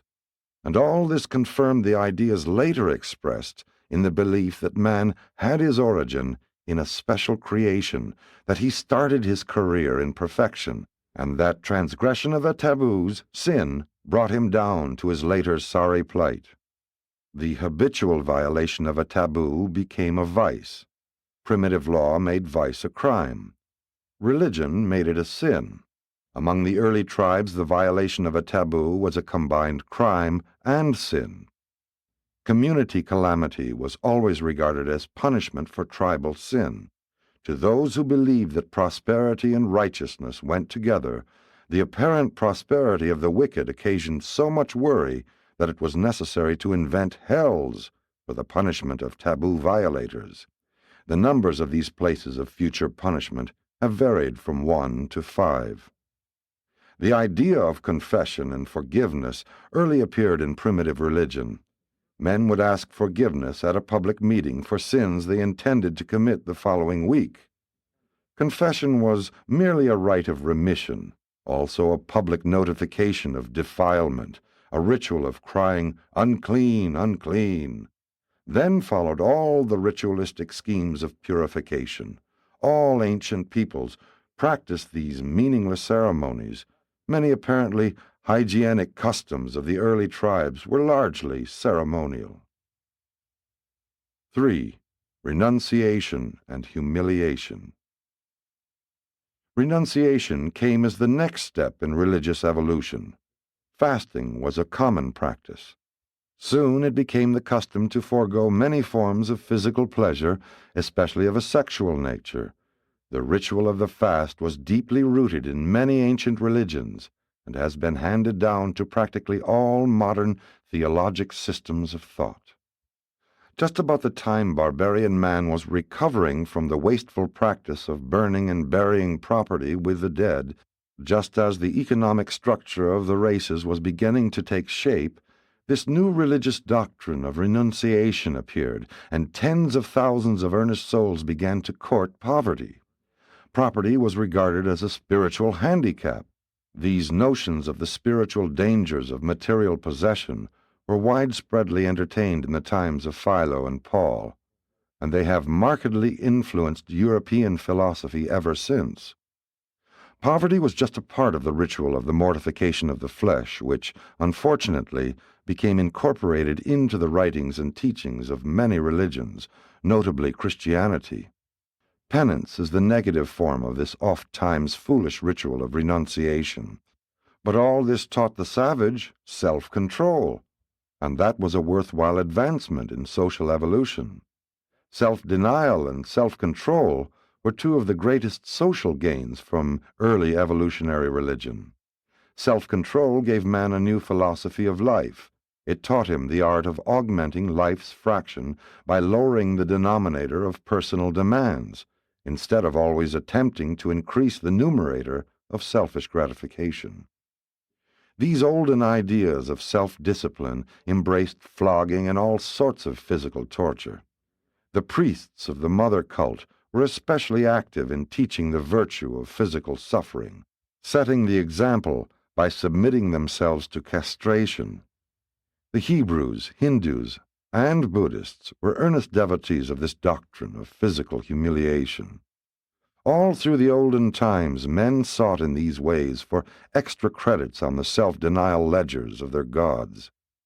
It was once customary, when under some emotional stress, to make vows of self-denial and self-torture. In time, these vows assumed the form of contracts with the gods, and, in that sense, represented true evolutionary progress, in that the gods were supposed to do something definite in return for this self-torture and mortification of the flesh. Vows were both negative and positive. Pledges of this harmful and extreme nature are best observed today among certain groups in India.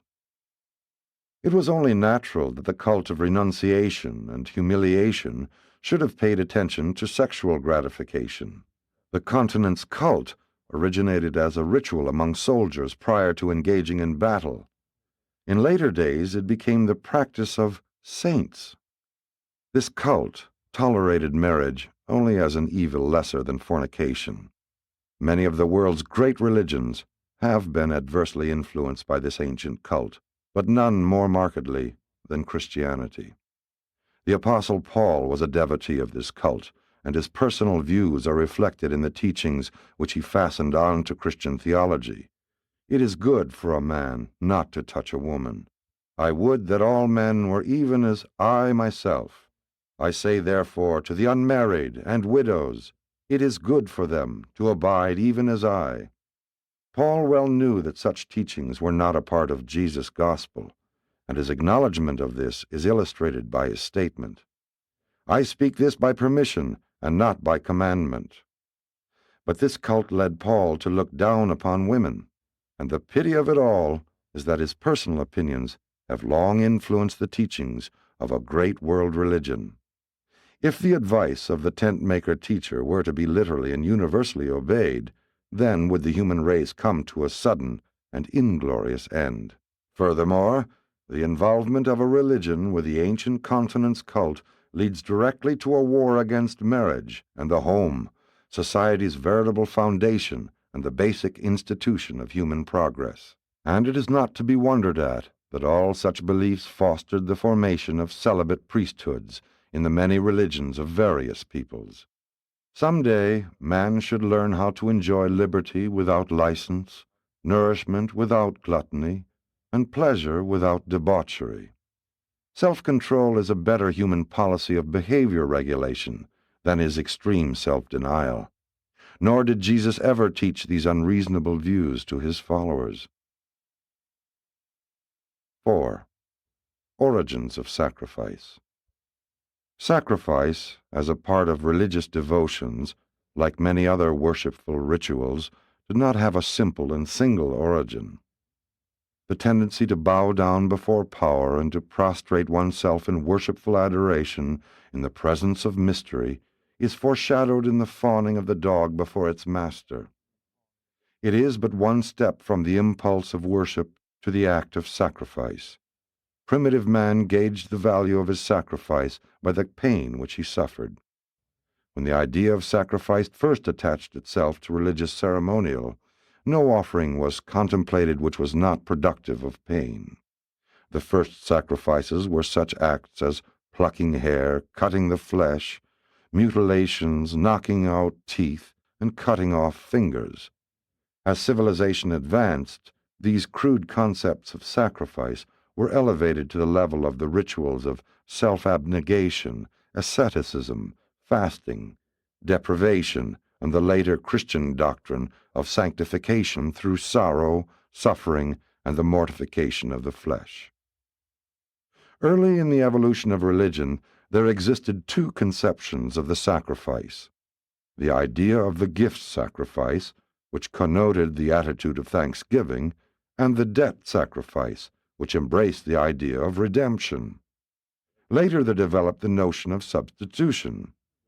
Man still later conceived that his sacrifice of whatever nature might function as a message-bearer to the gods. It might be as a sweet savor in the nostrils of deity. This brought incense and other aesthetic features of sacrificial rituals which developed into sacrificial feasting, in time becoming increasingly elaborate and ornate. As religion evolved, the sacrificial rites of conciliation and propitiation replaced the older methods of avoidance, placation, and exorcism. The earliest idea of the sacrifice was that of a neutrality assessment levied by ancestral spirits. Only later did the idea of atonement develop. As man got away from the notion of the evolutionary origin of the race, as the traditions of the days of the planetary prince and the sojourn of Adam filtered down through time, the concept of sin and of original sin became widespread, so that sacrifice for accidental and personal sin evolved into the doctrine of sacrifice for the atonement of racial sin. The atonement of the sacrifice was a blanket insurance device which covered even the resentment and jealousy of an unknown God. Surrounded by so many sensitive spirits and grasping gods, primitive man was face to face with such a host of creditor deities that it required all the priests, ritual, and sacrifices throughout an entire lifetime to get him out of spiritual debt. The doctrine of original sin or racial guilt started every person out in serious debt to the spirit powers. Gifts and bribes are given to men, but when tendered to the gods, they are described as being dedicated, made sacred, or are called sacrifices. Renunciation was the negative form of propitiation. Sacrifice became the positive form. The act of propitiation included praise, glorification, flattery, and even entertainment. And it is the remnants of these positive practices of the olden propitiation cult that constitute the modern forms of divine worship. Present-day forms of worship are simply the ritualization of these ancient sacrificial techniques of positive propitiation. Animal sacrifice meant much more to primitive man than it could ever mean to modern races. These barbarians regarded the animals as their actual and near kin. As time passed, man became shrewd in his sacrificing, ceasing to offer up his work animals. At first he sacrificed the best of everything, including his domesticated animals.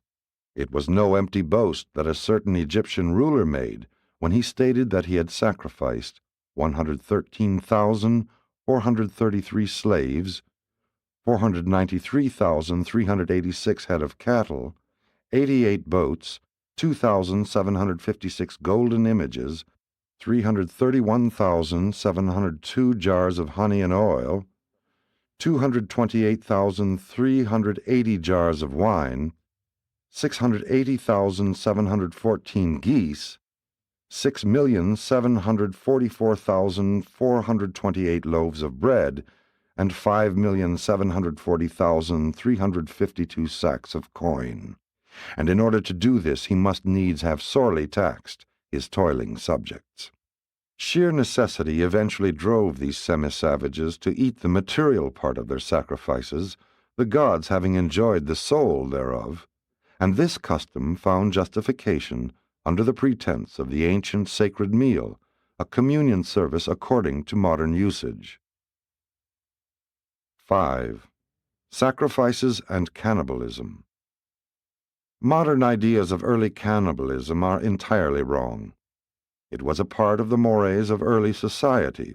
While cannibalism is traditionally horrible to modern civilization, it was a part of the social and religious structure of primitive society. Group interests dictated the practice of cannibalism. It grew up through the urge of necessity and persisted because of the slavery of superstition and ignorance. It was a social, economic, religious, and military custom. Early man was a cannibal. He enjoyed human flesh, and therefore he offered it as a food gift to the spirits and his primitive gods.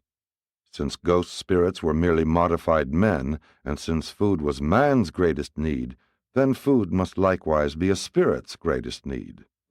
Cannibalism was once well-nigh universal among the evolving races.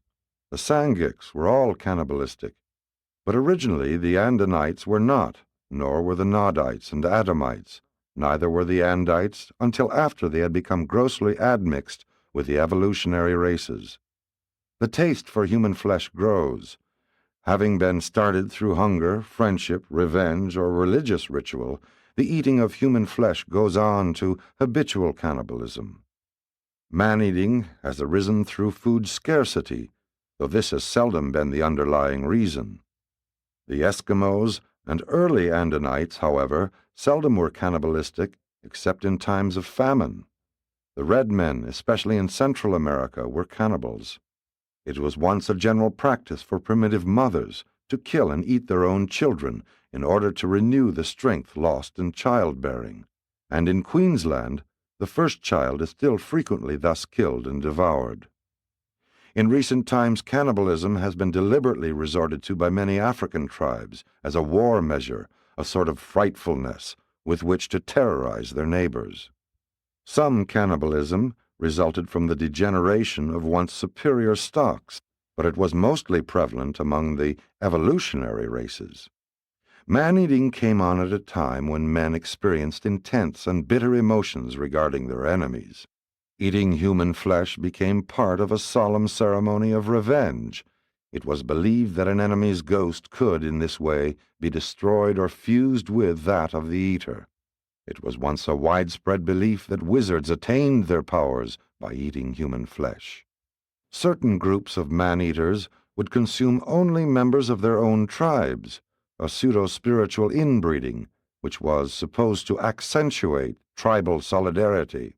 But they also ate enemies for revenge with the idea of appropriating their strength. It was considered an honor to the soul of a friend or fellow tribesman if his body were eaten, while it was no more than just punishment to an enemy thus to devour him. The savage mind made no pretensions to being consistent. Among some tribes, aged parents would seek to be eaten by their children. Among others, it was customary to refrain from eating near relations. Their bodies were sold or exchanged for those of strangers.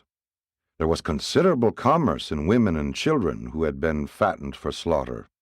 When disease or war failed to control population, the surplus was unceremoniously eaten. Cannibalism has been gradually disappearing because of the following influences. 1. It sometimes became a communal ceremony, the assumption of collective responsibility for inflicting the death penalty upon a fellow tribesman. The blood guilt ceases to be a crime when participated in by all, by society. The last of cannibalism in Asia was this eating of executed criminals. 2. It very early became a religious ritual, but the growth of ghost fear did not always operate to reduce man-eating. 3. Eventually it progressed to the point where only certain parts or organs of the body were eaten, those parts supposed to contain the soul or portions of the spirit. Blood drinking became common, and it was customary to mix the edible parts of the body with medicines. 4. It became limited to men. Women were forbidden to eat human flesh. 5. It was next limited to the chiefs, priests, and shamans. 6. Then it became taboo among the higher tribes. The taboo on man-eating originated in Dalmatia and slowly spread over the world. The Nodites encouraged cremation as a means of combating cannibalism, since it was once a common practice to dig up buried bodies and eat them. 7. Human sacrifice sounded the death knell of cannibalism.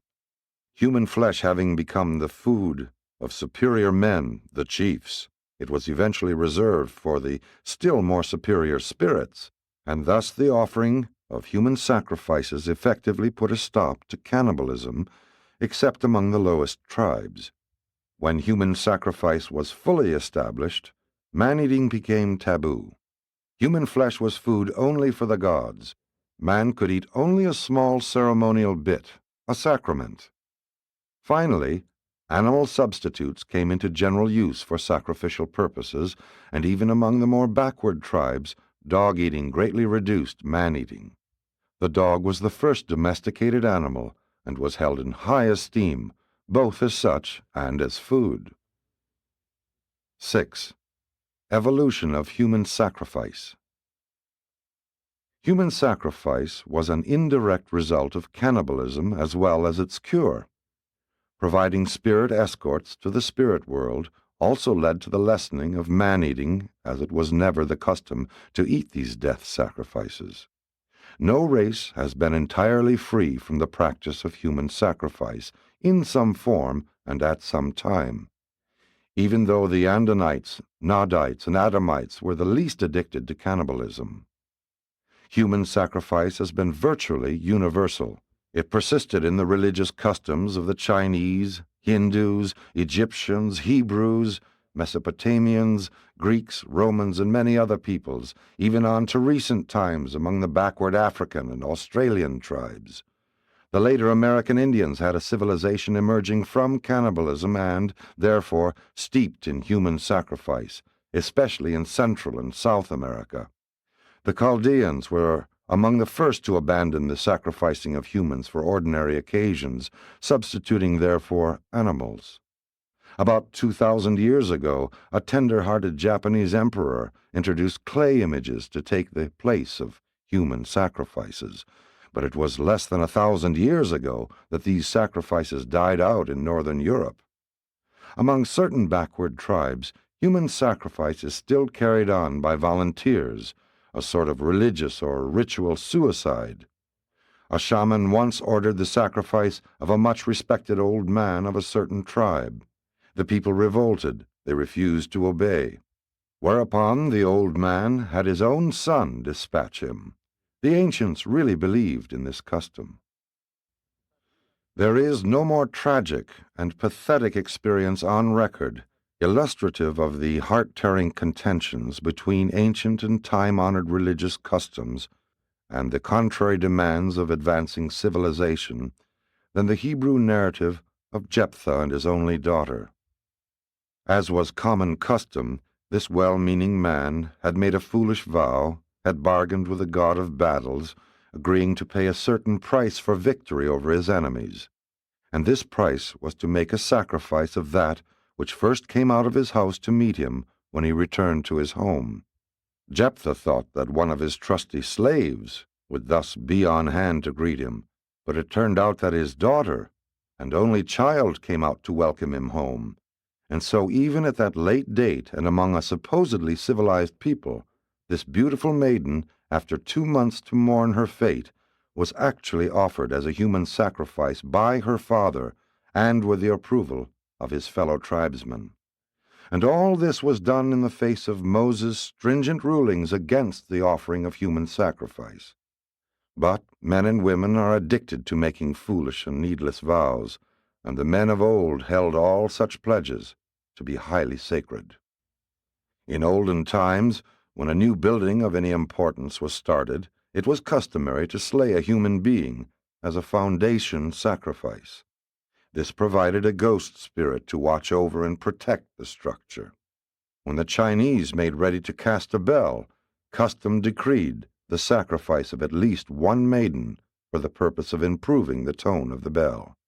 The girl chosen was thrown alive into the molten metal. It was long the practice of many groups to build slaves alive into important walls. In later times, the northern European tribes substituted the walling in of the shadow of a passer-by for this custom of entombing living persons in the walls of new buildings. The Chinese buried in a wall those workmen who died while constructing it. A petty king in Palestine, in building the walls of Jericho, laid the foundation thereof in Abiram, his firstborn, and set up the gates thereof in his youngest son, Segub. At that late date, not only did this father put 2 of his sons alive in the foundation holes of the city's gates, but his action is also recorded as being according to the word of the Lord. Moses had forbidden these foundation sacrifices, but the Israelites reverted to them soon after his death. The 20th century ceremony of depositing trinkets and keepsakes in the cornerstone of a new building is reminiscent of the primitive foundation sacrifices. It was long the custom of many peoples to dedicate the first fruits to the spirits, and these observances, now more or less symbolic, are all survivals of the early ceremonies involving human sacrifice.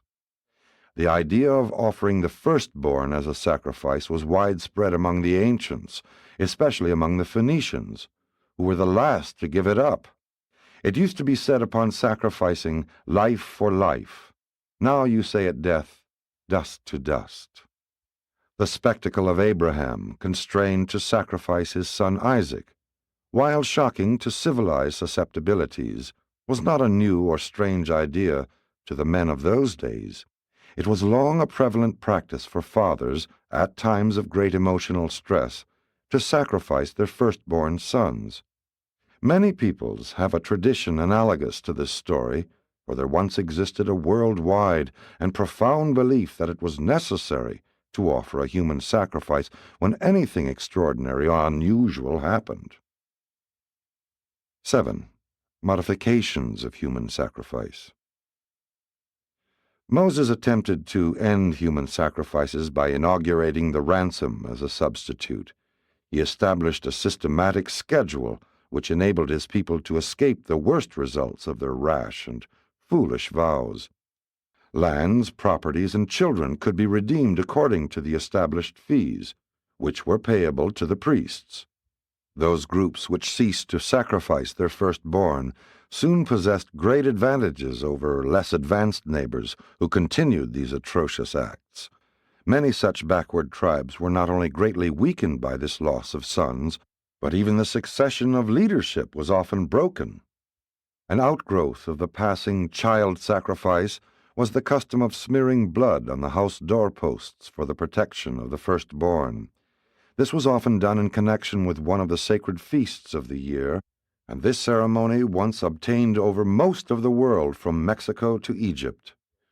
Even after most groups had ceased the ritual killing of children, it was the custom to put an infant away by itself, off in the wilderness or in a little boat on the water. If the child survived, it was thought that the gods had intervened to preserve him, as in the traditions of Sargon, Moses, Cyrus, and Romulus. Then came the practice of dedicating the firstborn sons as sacred or sacrificial, allowing them to grow up and then exiling them in lieu of death. This was the origin of colonization. Many of the peculiar associations of sex laxity with primitive worship had their origin in connection with human sacrifice. In olden times, if a woman met headhunters, she could redeem her life by sexual surrender. Later, a maiden consecrated to the gods as a sacrifice might elect to redeem her life by dedicating her body for life to the sacred sex service of the temple. In this way, she could earn her redemption money. The ancients regarded it as highly elevating to have sex relations with a woman thus engaged in ransoming her life. It was a religious ceremony to consort with these sacred maidens, and in addition, this whole ritual afforded an acceptable excuse for commonplace sexual gratification. This was a subtle species of self-deception which both the maidens and their consorts delighted to practice upon themselves. The mores always drag behind in the evolutionary advance of civilization, thus providing sanction for the earlier and more savage-like sex practices of the evolving races. Temple harlotry eventually spread throughout southern Europe and Asia. The money earned by the temple prostitutes was held sacred among all peoples, a high gift to present to the gods. The highest types of women thronged the temple sex marts and devoted their earnings to all kinds of sacred services and works of public good. Many of the better classes of women collected their dowries by temporary sex service in the temples, and most men preferred to have such women for wives. 8. Redemption and covenants. Sacrificial redemption and temple prostitution were in reality modifications of human sacrifice. Next came the mock sacrifice of daughters. This ceremony consisted in bloodletting, with dedication to lifelong virginity, and was a moral reaction to the older temple harlotry. In more recent times, virgins dedicated themselves to the service of tending the sacred temple fires. Men eventually conceived the idea that the offering of some part of the body could take the place of the older and complete human sacrifice. Physical mutilation was also considered to be an acceptable substitute. Hair, nails, blood, and even fingers and toes were sacrificed. The later and well-nigh universal ancient rite of circumcision was an outgrowth of the cult of partial sacrifice. It was purely sacrificial, no thought of hygiene being attached thereto. Men were circumcised, women had their ears pierced. Subsequently, it became the custom to bind fingers together instead of cutting them off. Shaving the head and cutting the hair were likewise forms of religious devotion. The making of eunuchs was at first a modification of the idea of human sacrifice. Nose and lip piercing is still practiced in Africa, and tattooing is an artistic evolution of the earlier crude scarring of the body. The custom of sacrifice eventually became associated, as a result of advancing teachings, with the idea of the covenant. At last, the gods were conceived of as entering into real agreements with man, and this was a major step in the stabilization of religion. Law, a covenant, takes the place of luck, fear, and superstition. Man could never even dream of entering into a contract with deity until his concept of God had advanced to the level whereon the universe controllers were envisioned as dependable. And man's early idea of God was so anthropomorphic that he was unable to conceive of a dependable deity until he himself became relatively dependable, moral, and ethical. But the idea of making a covenant with the gods did finally arrive. Evolutionary man eventually acquired such moral dignity that he dared to bargain with his gods. And so, the business of offering sacrifices gradually developed into the game of man's philosophic bargaining with God. And all this represented a new device for ensuring against bad luck, or, rather, an enhanced technique for the more definite purchase of prosperity. Do not entertain the mistaken idea that these early sacrifices were a free gift to the gods, a spontaneous offering of gratitude or thanksgiving. They were not expressions of true worship. Primitive forms of prayer were nothing more nor less than bargaining with the spirits, an argument with the gods.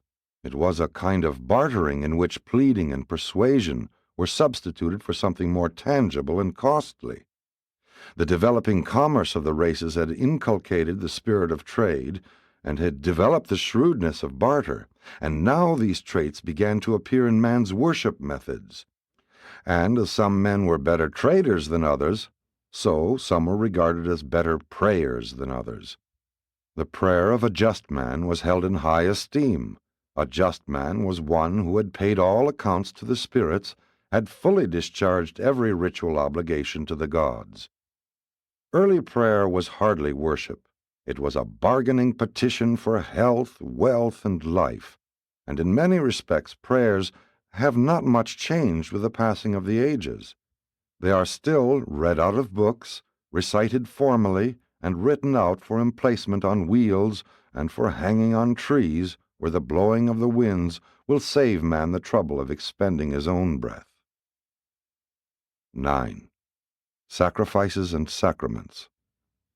The human sacrifice throughout the course of the evolution of Urantian rituals has advanced from the bloody business of man-eating to higher and more symbolic levels. The early rituals of sacrifice bred the later ceremonies of sacrament. In more recent times, the priest alone would partake of a bit of the cannibalistic sacrifice or a drop of human blood, and then all would partake of the animal substitute. These early ideas of ransom, redemption, and covenants have evolved into the later-day sacramental services. And all this ceremonial evolution has exerted a mighty socializing influence. In connection with the Mother of God cult in Mexico and elsewhere, a sacrament of cakes and wine was eventually utilized in lieu of the flesh and blood of the older human sacrifices.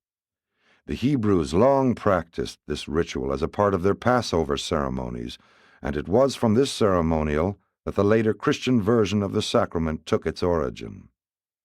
The ancient social brotherhoods were based on the rite of blood drinking. The early Jewish fraternity was a sacrificial blood affair. Paul started out to build a new Christian cult on the blood of the everlasting covenant. And while he may have unnecessarily encumbered Christianity with teachings about blood and sacrifice, he did once and for all make an end of the doctrines of redemption through human or animal sacrifices. His theologic compromises indicate that even revelation must submit to the graduated control of evolution. According to Paul, Christ became the last and all-sufficient human sacrifice. The divine judge is now fully and forever satisfied. And so, after long ages, the cult of the sacrifice has evolved into the cult of the sacrament. Thus are the sacraments of modern religions the legitimate successors of those shocking early ceremonies of human sacrifice and the still earlier cannibalistic rituals. Many still depend upon blood for salvation, but it has at least become figurative, symbolic, and mystic. 10. Forgiveness of sin. Ancient man only attained consciousness of favor with God through sacrifice. Modern man must develop new techniques of achieving the self-consciousness of salvation. The consciousness of sin persists in the mortal mind, but the thought patterns of salvation therefrom have become outworn and antiquated. The reality of the spiritual need persists, but intellectual progress has destroyed the olden ways of securing peace and consolation for mind and soul. Sin must be redefined as deliberate disloyalty to deity. There are degrees of disloyalty: the partial loyalty of indecision, the divided loyalty of confliction, the dying loyalty of indifference, and the death of loyalty exhibited in devotion to godless ideals. The sense or feeling of guilt is the consciousness of the violation of the mores. It is not necessarily sin. There is no real sin in the absence of conscious disloyalty to deity. The possibility of the recognition of the sense of guilt is a badge of transcendent distinction for mankind. It does not mark man as mean, but rather sets him apart as a creature of potential greatness and ever-ascending glory. Such a sense of unworthiness is the initial stimulus that should lead quickly and surely to those faith conquests which translate the mortal mind to the superb levels of moral nobility, cosmic insight, and spiritual living. Thus are all the meanings of human existence changed from the temporal to the eternal, and all values are elevated from the human to the divine. The confession of sin is a manful repudiation of disloyalty, but it in no wise mitigates the time-space consequences of such disloyalty. But confession, sincere recognition of the nature of sin, is essential to religious growth and spiritual progress.